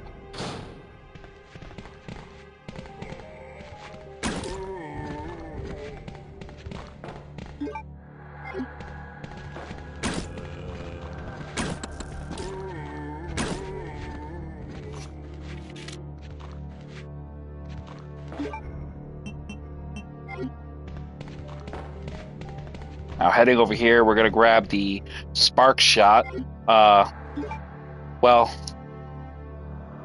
we're going to grab it. We're going to use our herb. We're going to grab it. I'm not making any goddamn special trips for two items being a two-item slot situation. So we're going to grab it, head over here, use the bow gun to essentially fire off the kill one more zombie, and make your way out and through.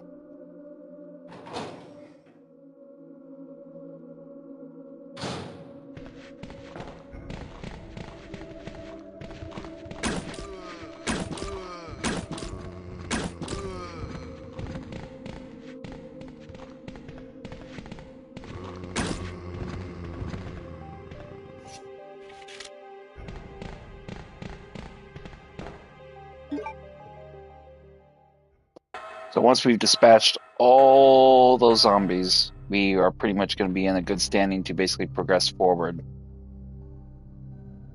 Sherry, wait here. I'm going to check it out by myself. Okay, I'll wait here, but hurry back. Now, a couple things we're going to do. Number one, we're going to drop off this goddamn valve because we don't need it no more. Thank God. We're going to take the explosive shells. We're going to drop off the weapon locker key. Go ahead and combine the flame shells with your existing shells in your weapon there. get your explosive shells loaded, get your spark shot at the ready, drop off the bow gun and the bow gun ammo, because we're not going to need that anymore for a little while. But take a healing herb with you. And maybe that's it, I want to say. So we're going to go ahead and do that. Head over here, grab the flame shells and the acid shells.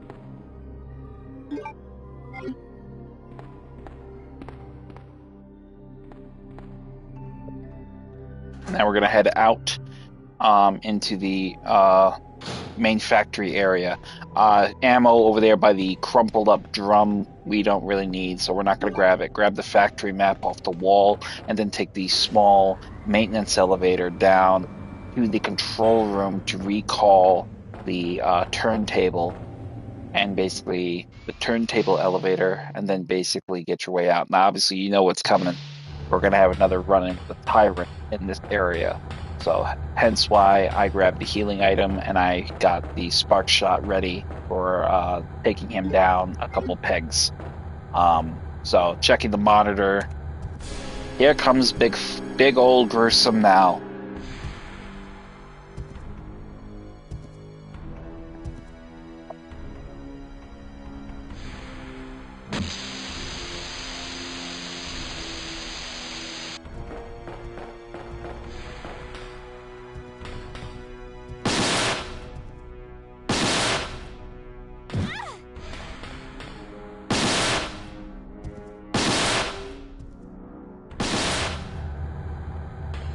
Couple good solid shots and that fucker will drop him easy. I think 4, if my count was right, about 5, or what was it, 4 or 5? I can't recall, but I'm pretty sure that was pretty much the accuracy. So once you drop him, grab the acid shells he drops for you, and we'll go from there. Head out here. You have the control room key, so take the maintenance elevator back. And then we're going to make our way down to the lab now once we recall the turntable back.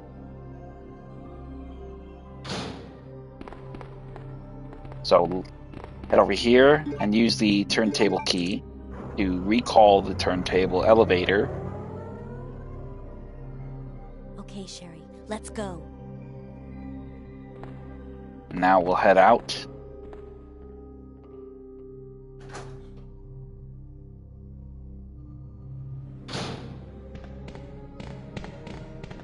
Remember, go. You can run a little distance, but don't run too far from Sherry. If you do, she'll fucking cower, and you won't be able to move forward unless you go back and get her.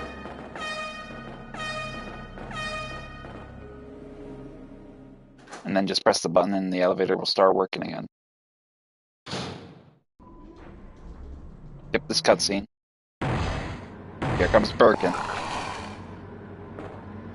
Claire? What was that? Birkin wanting Sherry. Don't worry. Just wait here. I'll go and see what it was. So upon that encounter, we're going to head over here to the bathroom and grab the flame shells. Now, it doesn't really matter what you use. You can use your grenade launcher in any capacity of those weapon and munitions you have on your person. I'm going to probably use a spark shot, but you got plenty of options. If you want to use a spark shot, go for it. If you want to use something with a little bit more explosive impact, use your grenade launcher. It doesn't really matter. There's no right or wrong way to go about it. Whatever is comfortable for you. I particularly like the spark shot because it is a heavy-hitting weapon, and essentially it is for a big hulking asshole like him. So it'll work perfectly.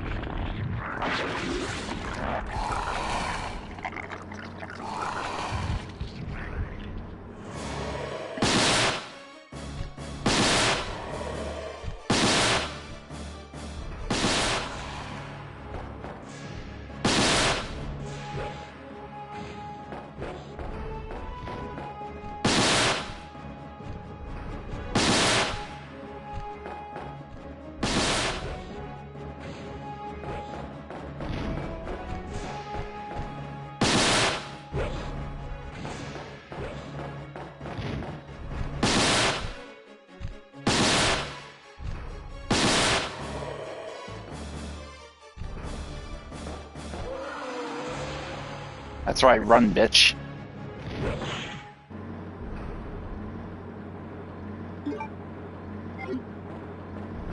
Perfecto. Love it.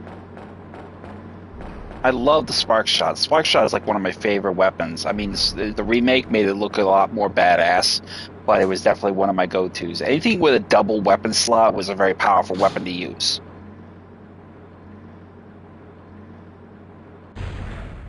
So now we'll be at the midpoint where the elevator will need to cool down conveniently to get working. You'll give the vest Isn't this... to her. That's okay. You keep it. I'm sure it'll keep you safe. Wait here for me, okay? I'm going back to look for your mom. Thanks, Claire. Even though I'm an only child, neither of my parents ever spent much time with me because of their work. But now that you're with me, I finally have someone to rely upon. Sherry...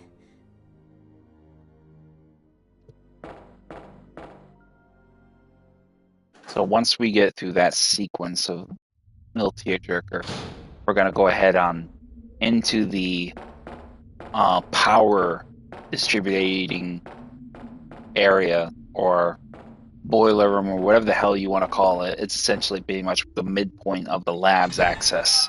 So we're going to head into here and get through, at which point the fucking turntable will take off with Sherry still on board. Straight to the lab.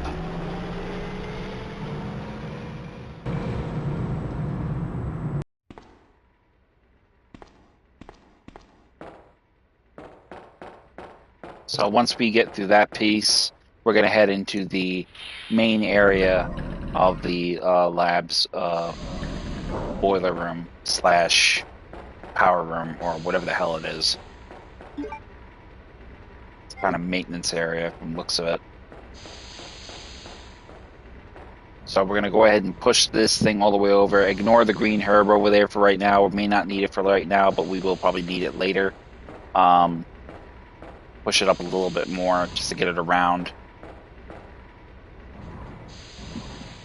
Now we want to get it as close as possible to the console because we want enough space to where we can actually get on the other side of it and push it off once we get it lowered down to the lower levels from this elevator.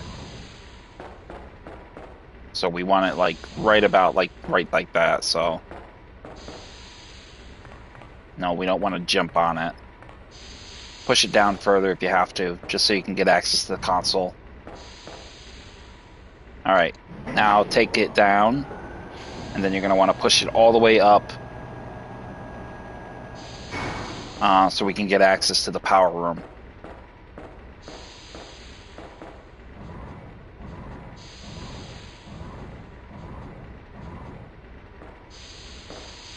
Head around and push it up.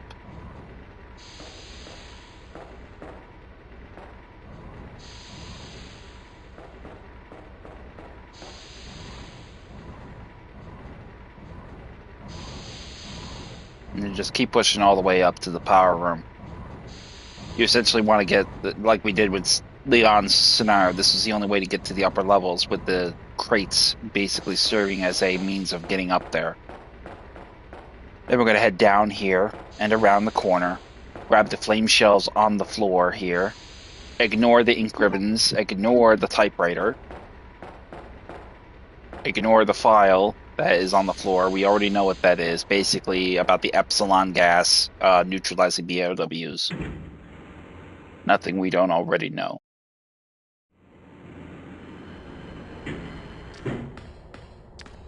Heading over here, we're going to use the spark shot to do some damage to these guys.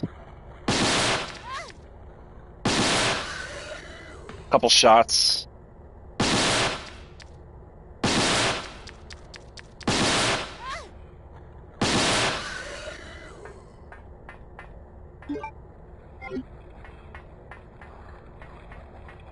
Then heading around here, we're going to gain access to the power supply to the elevator. So turning on the power to the elevator is essentially what we want to get to the upper levels, to get to the lower levels of the lab. not the lower levels, the upper levels. I don't know. It's very confusing because we only reached a halfway point, so I guess maybe the lab is lower than us. I mean, this is the halfway point, but a lot of these other areas we have to go up. So I don't know. It's very confusing. In any case, doesn't matter.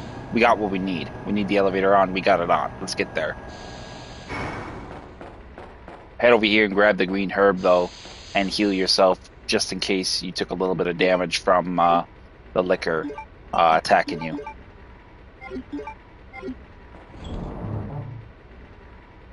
And then we're going to drop off the green herbs here.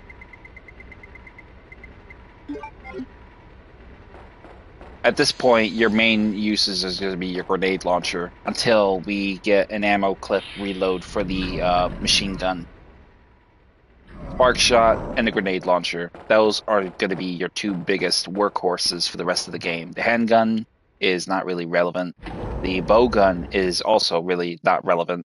Considering you have so much grenade firepower ready on standby.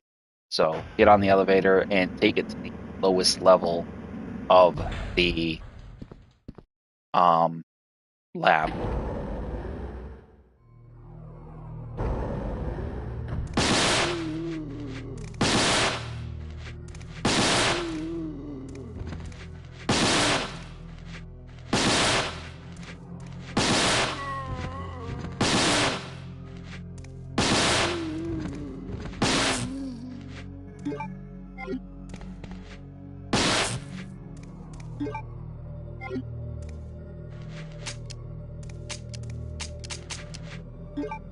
Okay, well that's clearly out of juice.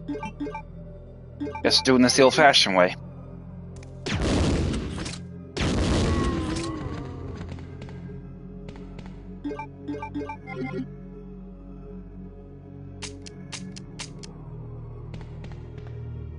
Head into the storage room here, and we'll drop off the spark shot. We no longer have munitions for use of it, so we're gonna drop it off, and yeah, that'll pretty much be it for that. But that's okay, because we got a grenade launcher with 22 explosive shells, and 49 flame shells, and 39 acid shells, so we are loaded with firepower. Handgun ammo, we don't need it. Leave it.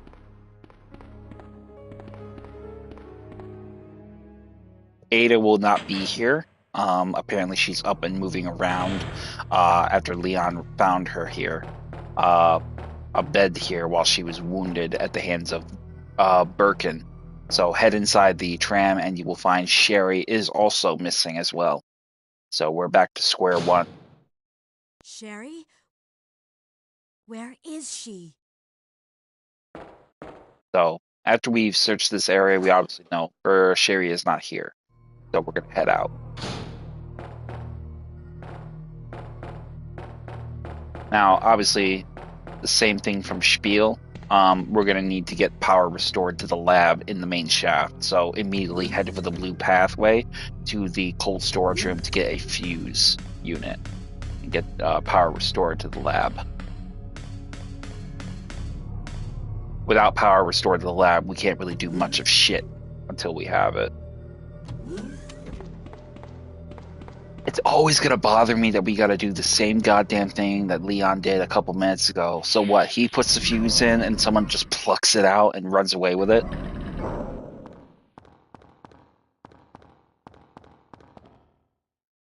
Get the fuse case and then basically do the same thing we did with Leon. Make another main fuse using this operating system.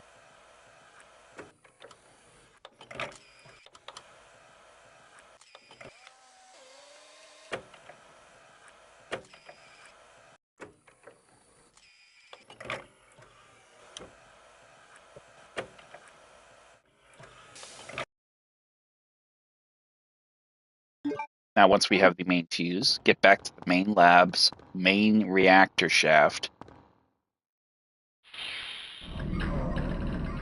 and put the fuse in.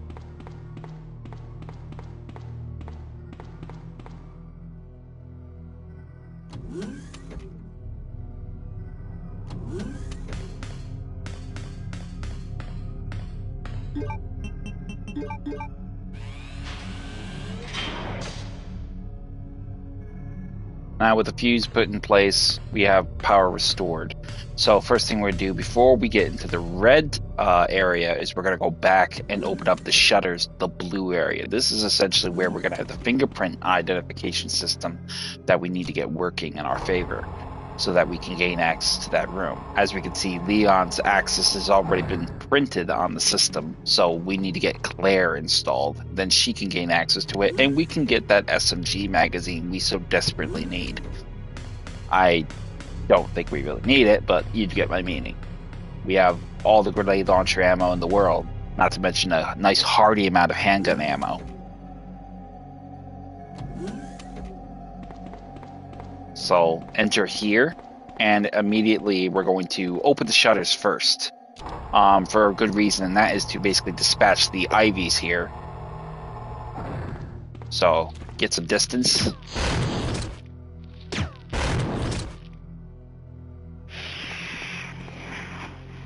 And by hitting both of them with a flame shell, you essentially kill both of them at the same time.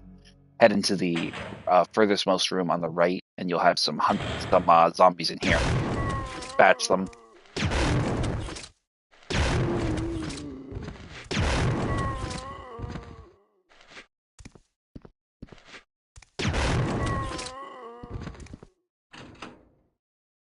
You don't need the bow gun bolts, leave them. We do need the lab security key card though, so we'll grab that.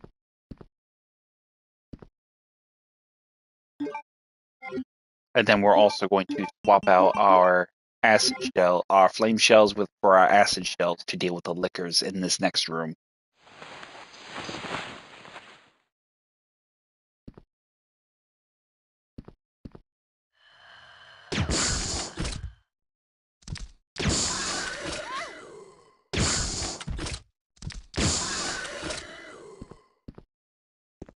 So upon dispatching them, inside the locker, you'll find the batch of explosive shells, which we will take. Then we'll make our way out after we unlock the door.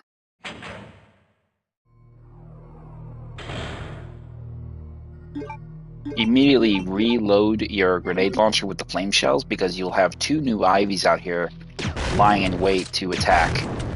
Drop the first one, then the second.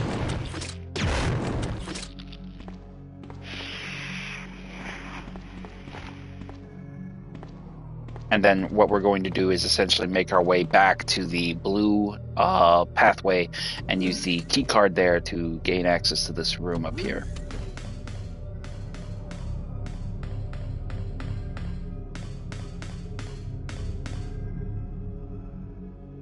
I believe we find the power key here as well, I think. Or maybe it's down in the lower lab. I don't remember. But the important thing is we get inside this room.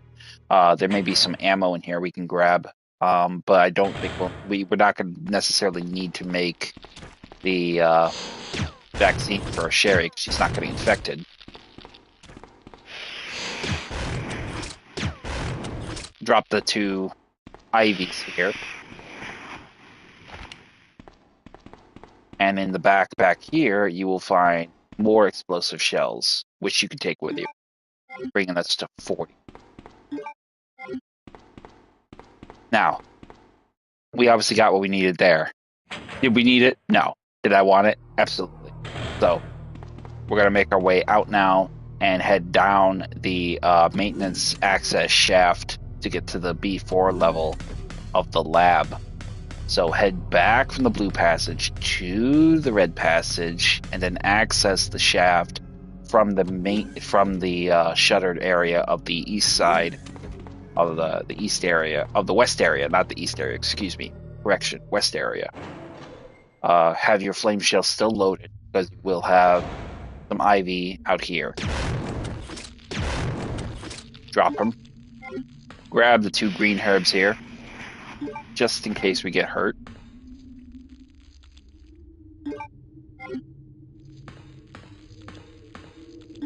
And then head down.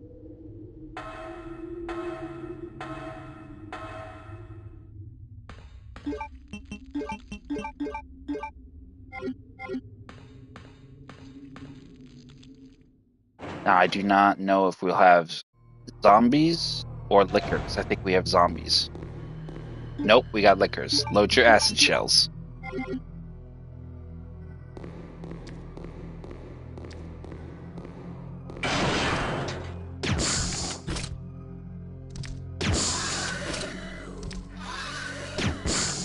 No, you don't.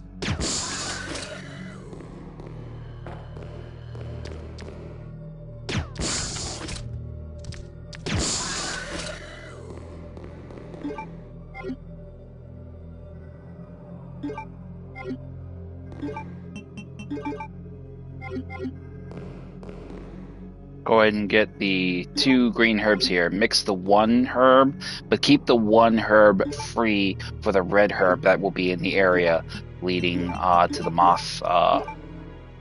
moth's room. After you dispatch the liquors here, head on through to the monitoring room, and then through there beyond into the next area with the lab area.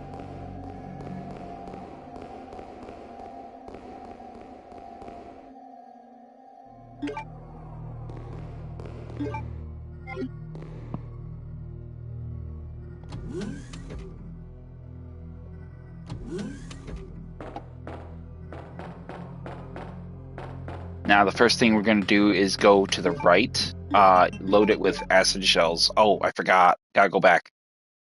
Forgot the locker key. Need the locker key. Grab the locker key before you get through here. Bingo. That's what we need. Alright, now you're ready. Go through.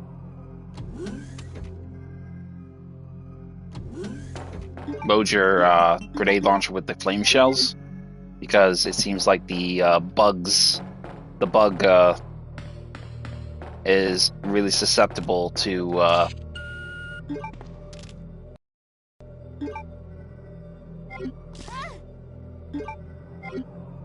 little bastard. I had to step on you. So upon entering here, you'll immediately encounter the moth.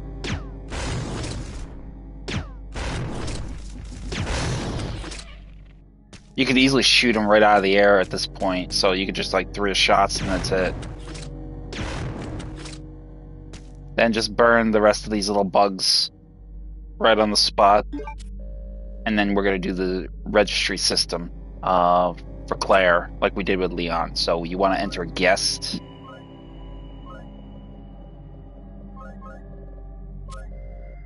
And then register the fingerprint.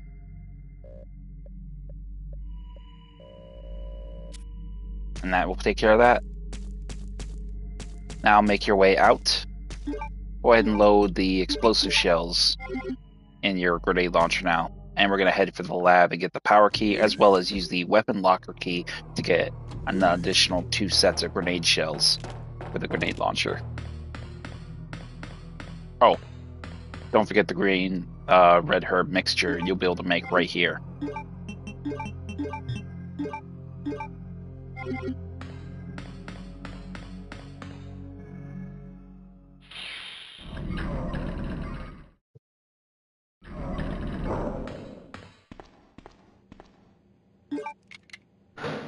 Use the weapon locker key to unlock this cabinet, and inside you will find the 12 shells you need. Bring your grenade launcher to a whopping 52 shells. After we enter here, go ahead and get the zombies out of your way.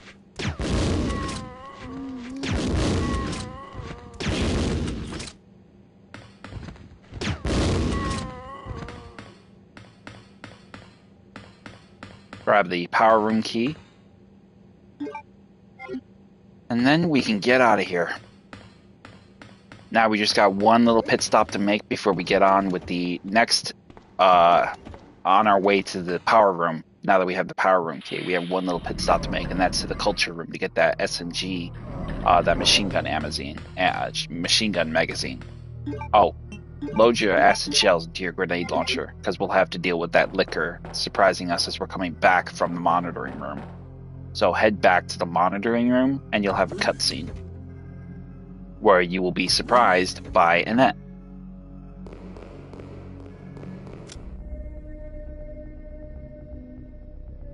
Annette! Where's Sherry? Put the fucking gun down. But I asked her, and she's never even heard of the G-Virus before. Which room? Tell me.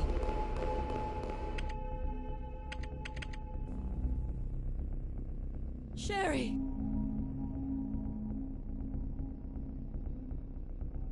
No! Annette! The sample's inside the pendant Sherry's wearing. You gonna help me go get her? No, you're gonna go make another G sample just to taunt it in front of fucking Leon. That makes sense. Like I said, this bitch has got her priorities flipped upside down.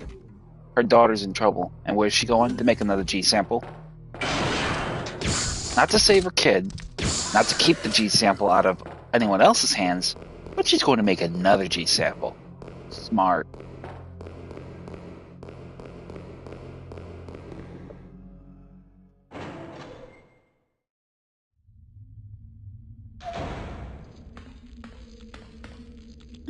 So once we get here, we're going to head up the maintenance ladder and get back into the east area access. And before we go back to the elevator to get to the power room, Sherry will be safe for that time. We're going to go and get the machine gun magazine we need to basically reload our machine gun for when we fight the final boss. And for that matter, the Super Tyrant as well.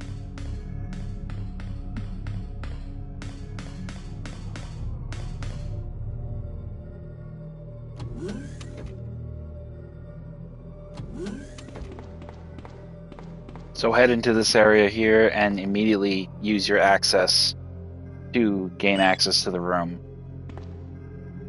Now in here you will probably have a couple of IVs, maybe liquors, I'm not sure, I can't remember. Okay, we've got liquors, so get your acid shells loaded and drop them.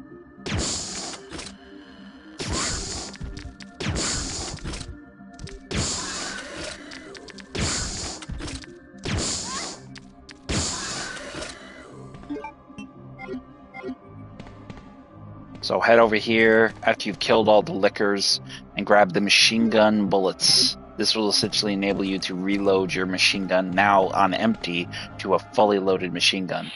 I don't think we'll really need it, but with the final boss being Birkin on that fucking train and the slow reloads of the grenade launcher, I don't know. I'm going to try to see if I can get through it without using it, but we'll see. But now that we have that, let's get back to Sherry ASAP before Gruesome turns her into hamburger beef. So head back to the elevator and board it. Head directly for the power room and gain entry. Key. That is where Sherry is basically been cornered.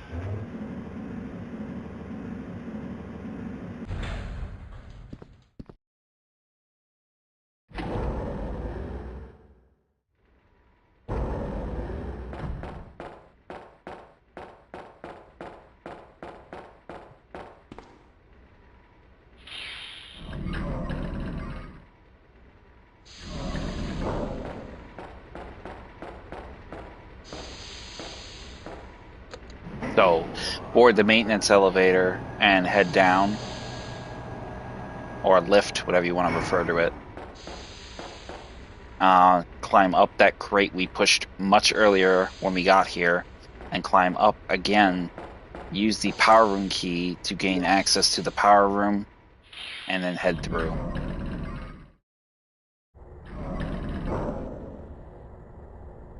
Head around here, and then you'll be greeted with a cutscene of Gruesome after Sherry. Sherry! Help me, Claire! It's a fucking kid, Monster's dude. after your pendant. Throw it to me!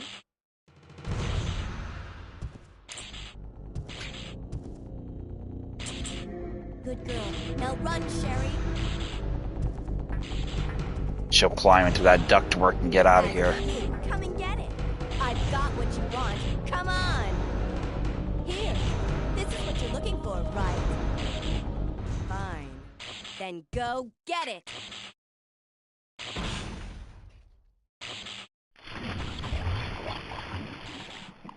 Sucker. The self-destruct sequence has been activated. Repeat. And that's how it got started with Claire. His big stupid ass punching the fucking thing.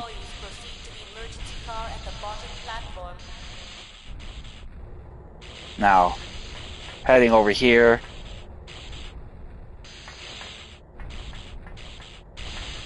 Now we need to get back to the lab area. That is where we'll find Sherry with Annette dying on the main shaft floor.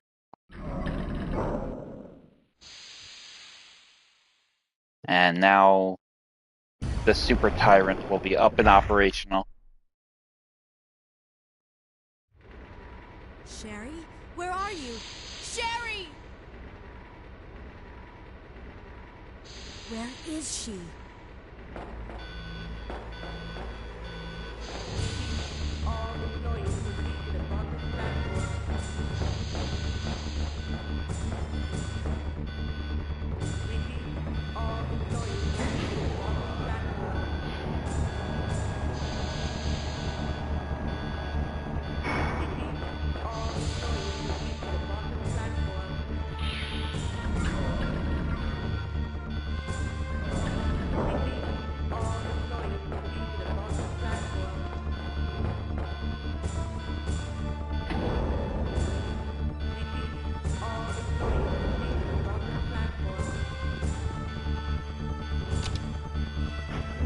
You're going to take the elevator back up, back down to the main lab, and essentially make your way back to the central area between the west and east wings. And that's where you'll find Sherry.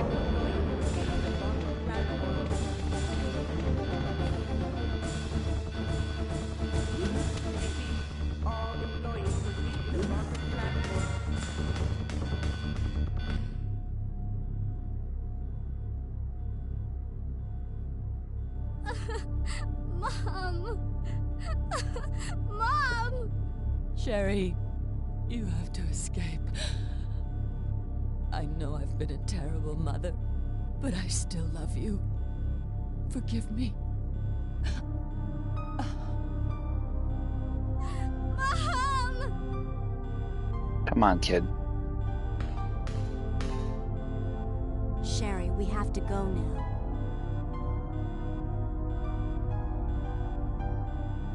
Now, upon her death, on her hand, you'll find the master key. This is the means of getting the elevator transferred over to where we can access the lower level. So we need to grab this. Do not forget this. If you do, you'll have to come all the fucking way back here to get it.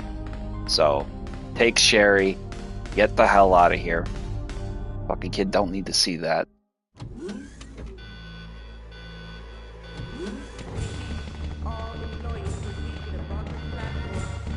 Immediately board the elevator.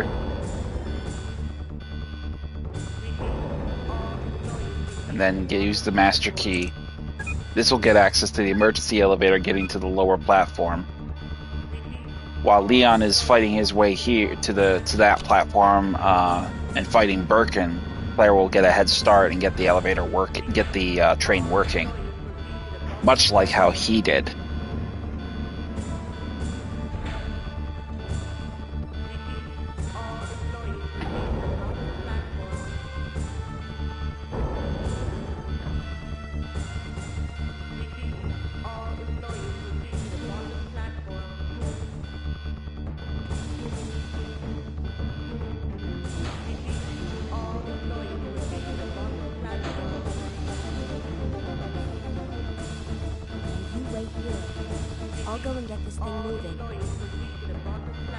So at this point, Sherry will stay behind inside the train's main compartment.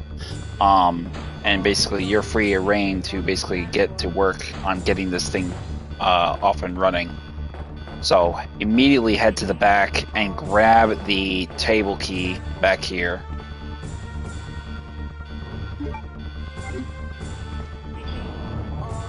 Now we're going to take... we're not going to take our... Well, no, we will take our grenade shells. We're going to leave this... We're going to leave this thing behind because I want to see if we are lucky enough to where we can actually get through this without having to use the machine gun ammo. I want to see if I can push it to where I can get through this with Tyrant without needing the machine gun. And for that matter, Birkin as well. So we're going to leave one spot open because we're going to need it for the plug. Once we use the platform key to get this door open, we're going to have another spot available for the other plug. That's essentially why I'm only taking the 3 healing items instead of the traditional number. So we're going to head and use the platform key here and head on through.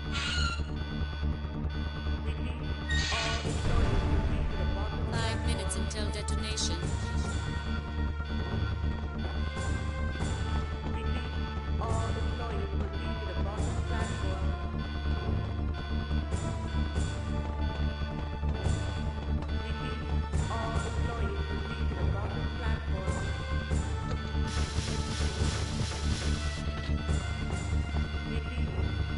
Grab the blue plug and the red plug in equal measure. Once you use one, you'll use the other, like in the previous playthrough with Leon.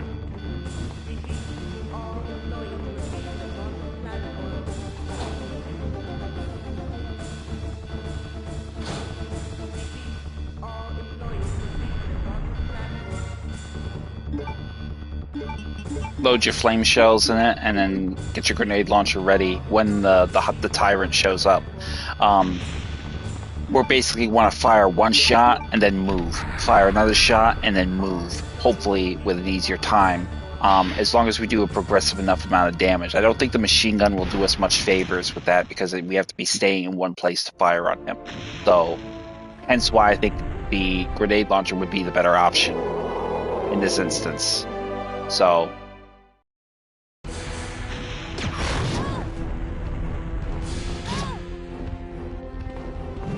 oh, you fucking asshole.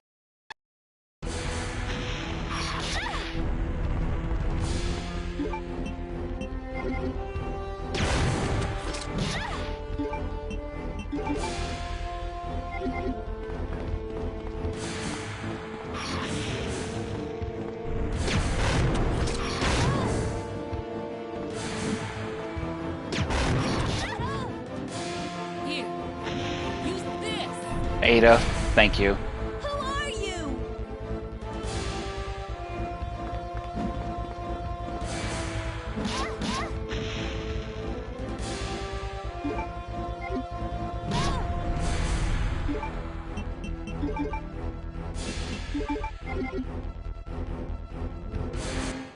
You lose, big guy.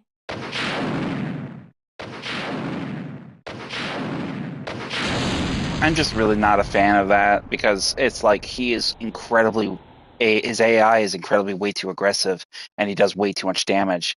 I mean, you can't get past him edgewise, just get ahead of him.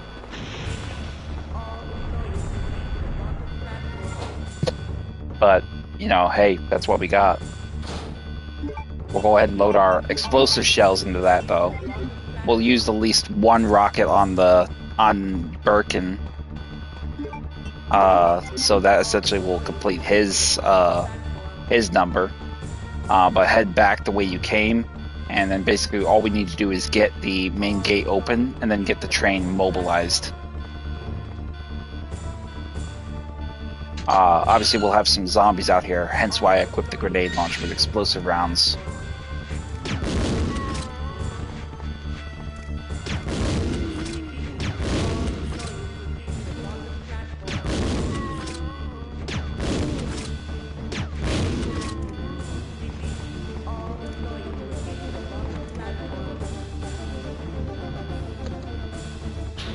Alright, doors are open.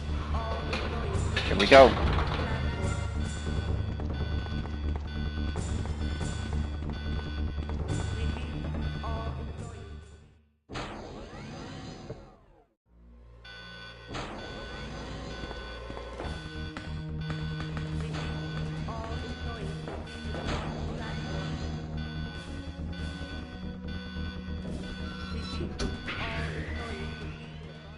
Onward. I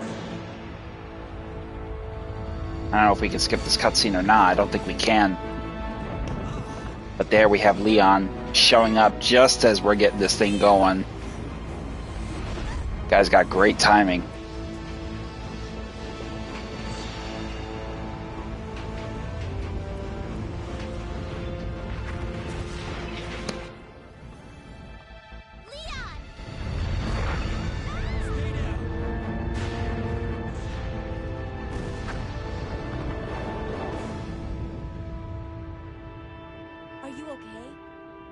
You know what I'm curious about? Is how the hell did Birkin manage to catch up with a speeding train? No. Or was he already on it as we were getting it moving? He could have easily slipped on the back end, I mean, what was left of him from Leon killing him. But I don't know, it's very... God has protected you. I'm very perplexed by it. It will always be. Because he literally just got killed a couple of minutes ago by Leon. And somehow he managed to pull himself together enough to where he could get on the train. Unknown and unseen by Leon or Claire put together. So after that sequence, Leon will join you and Sherry. He'll stay with Sherry, and she and Claire will go and check out the ruckus in the back. Warning, biohazardous outbreak imminent. The emergency system has been activated. This train will detonate. Repeat, this train will detonate. Goodness me. No! What's wrong with this thing? I don't know. The door won't open. So essentially, after you get that sequence, you're going to want to head through and check out the back compartment, which we all know which will happen is essentially Birkin will rear his ugly head.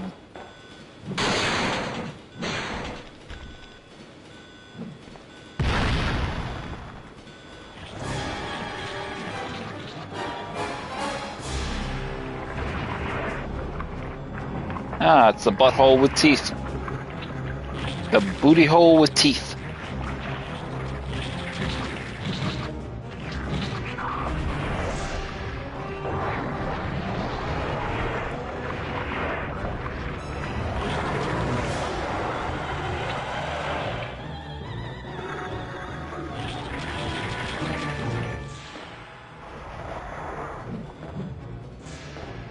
Give it up, buddy. You're not taking this kid. And you're not eating me in that butthole of a mouth of yours.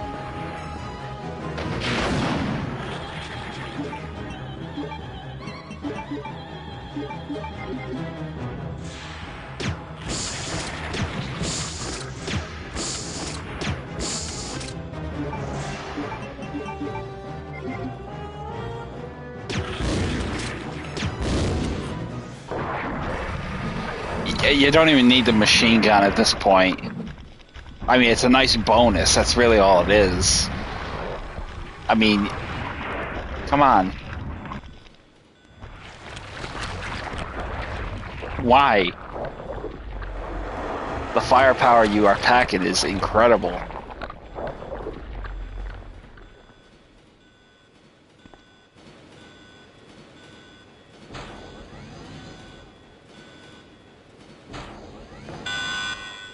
And now we'll be treated with the second cutscene of Claire's true ending. Warning, warning. The self-destruct system has been activated. Each train compartment will detonate sequentially.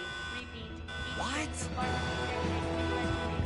Leon, stop the train! I can't. The door to the control room is locked. What? Here comes Birkin. Sherry, get back!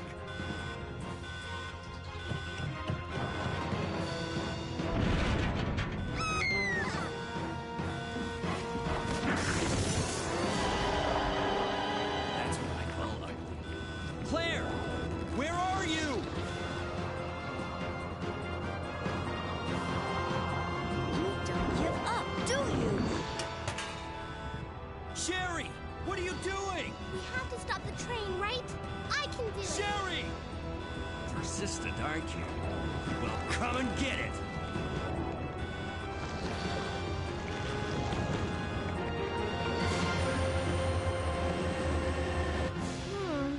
Which one's the right switch?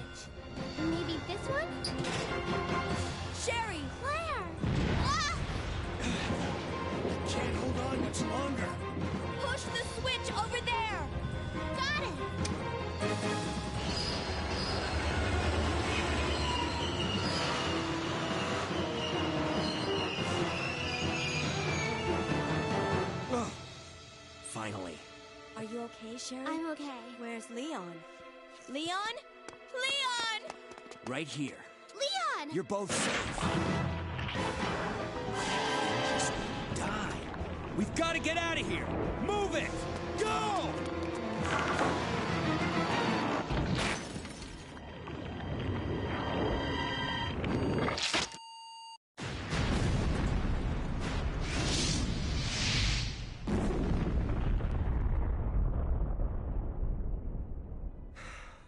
That was a close one. Now, you remember in the remake where they actually had that scene with the eye as the train blew up?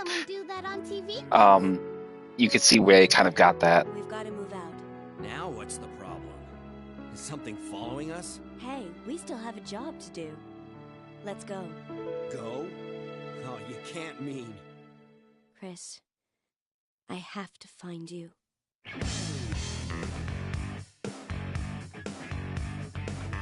Now, the unique thing about that scene with Claire saying she has to find Chris is it basically plants the beginning opening to her next encounter, which will be Resident Evil Code Veronica, where she ends up following Chris to Europe, but essentially ends up getting captured by Umbrella and taken to prison.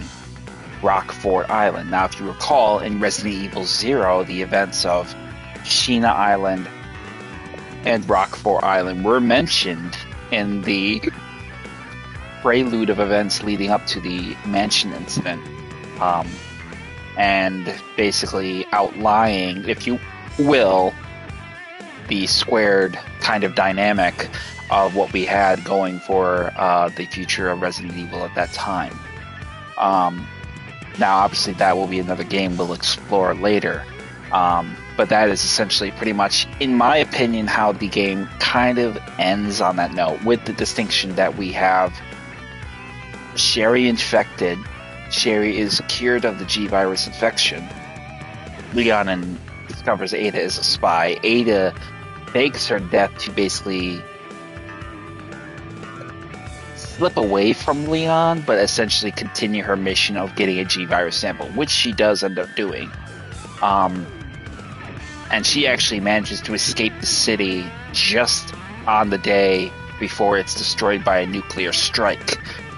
We see this in Resident Evil, The Umbrella Chronicles. More importantly, we actually see this actually in the Resident Evil Dark Side Chronicles. But I think that is probably the most pivotal point in that particular fashion, because around the same time Ada escapes the city, Jill Valentine also escapes the city. So a lot of the game's events really coincide with each other, but in the books, Sherry is infected, Sherry is cured by Claire, Leon discovers Ada's a spy, Ada dies seemingly saving Leon, but essentially the end of Resident Evil 2 can pretty much correlates to basically Claire going off to look for her brother Chris. So, which leads us into the game's events of Resident Evil Code Veronica X. So, and then here we have it here, Claire B, A ranking, 2 hours and 23 minutes. Beautiful. We got both our bonus weapons, the Gatling gun and the machine gun. Awesome. Awesome. So we'll save that. We also have access to the bonus modes of the new game with a fourth survivor of Hunk, which we have not played yet, and also the extreme battle mode, which I have played. I'll take a brief moment to show how that is. We already have that game mode already established, so we don't really need to worry about it.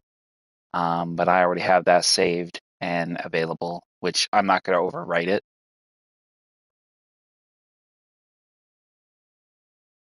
It'll ask me if I want to save it. I'm not going to save it because I already have it. I've already beat it 3 times. In fact, as you can see, Extreme Battle 3 is like the hardest difficulty you're going to encounter, where basically enemies can kill you with one hit. But then we have the Hunk, the fourth survivor game mode with Hunk, which basically finds us going from the sewers to the police station.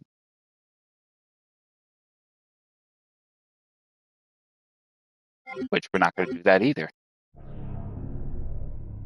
Then here we have the scenario where we basically can find Brad Vickers if we get to the police station without getting any items. I think we can do this once we complete the game over. So we could probably do this again and do it that way, but I'm not going to do that. I'm just going to continue on. And yeah, that'll pretty much call the ball on that.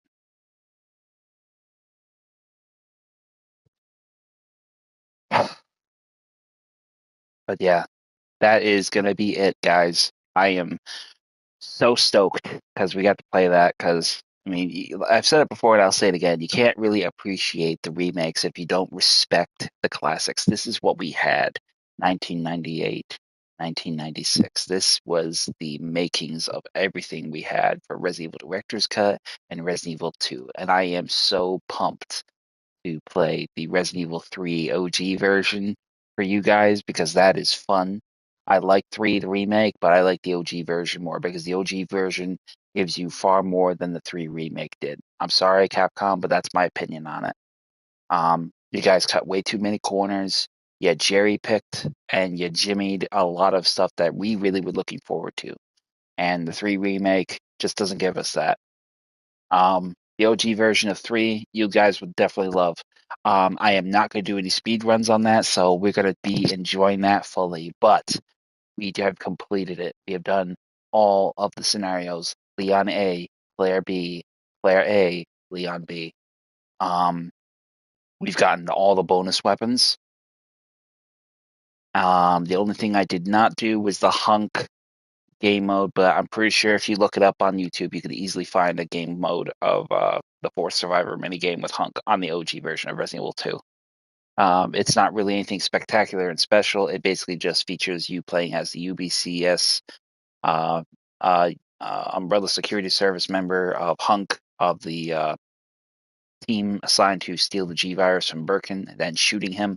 Essentially, it just shows you trying to escape the sewers with him, getting to the mansion, getting to the police station, the mansion, getting to the police station rooftop and calling for extraction. That's it. That's the highlight of what that is. Nothing more, nothing less. And it is exciting, but it's not really anything that really gets me, thrilled about it. You pretty much can play the same game mode on the Umbrella Chronicles, which is the House of Dead style kind of game for Resident Evil. We get that with Umbrella Chronicles and the Dark Side Chronicles. I might consider playing those in the future as well as part of the full Resident Evil game marathon that I'm going to be continuing here. But that's everything we got there. The next time I will be playing the Resident Evil 2 remake. I will be doing Claire A, and I'll doing this once again. I'm not sure. Let me look and see. Let me look at my video stream. Let me look and see what I have in my playlist there. Just bear with me a moment here, and I'll pull it up. I want to be sure I'm doing the right thing here. I think I played the first one was Leon first, then Claire. What I want to do is Claire first, followed by Leon. So let's make damn sure that's the case. So just give me just a moment here.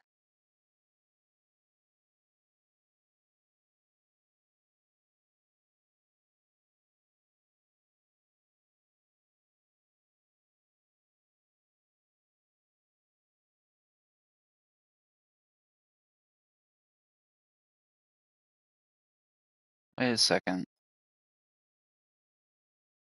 I think it was actually the opposite. Huh. Now, ain't that curious?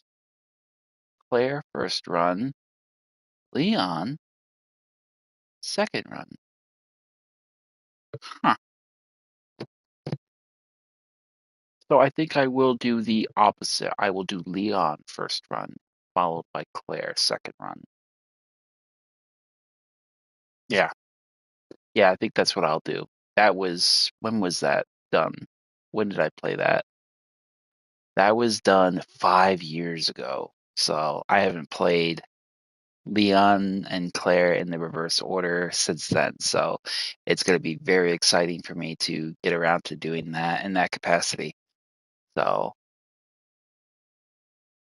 yeah, it's going to be fun. I'm looking forward to it. So I'll probably do a little bit of polish work and practice a little bit. It's 1 o'clock, 1:04 a.m. So I'm going to definitely just sort of mellow out, just a nice, relaxing game of something. I don't know what, but I'll probably do that. And then I am going to basically call the ball on that. So this has been fun.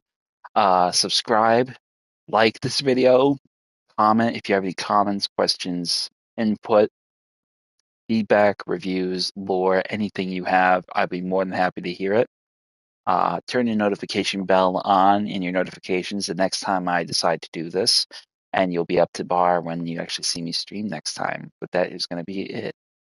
I am Savage Squishy 86, and this is our final and finishing playthrough of Resident Evil 2, the OG version. And I will catch you guys next time when we get into playing the remake of the classic funness of Resident Evil 2, the remake. Have a good night, guys, and I will see you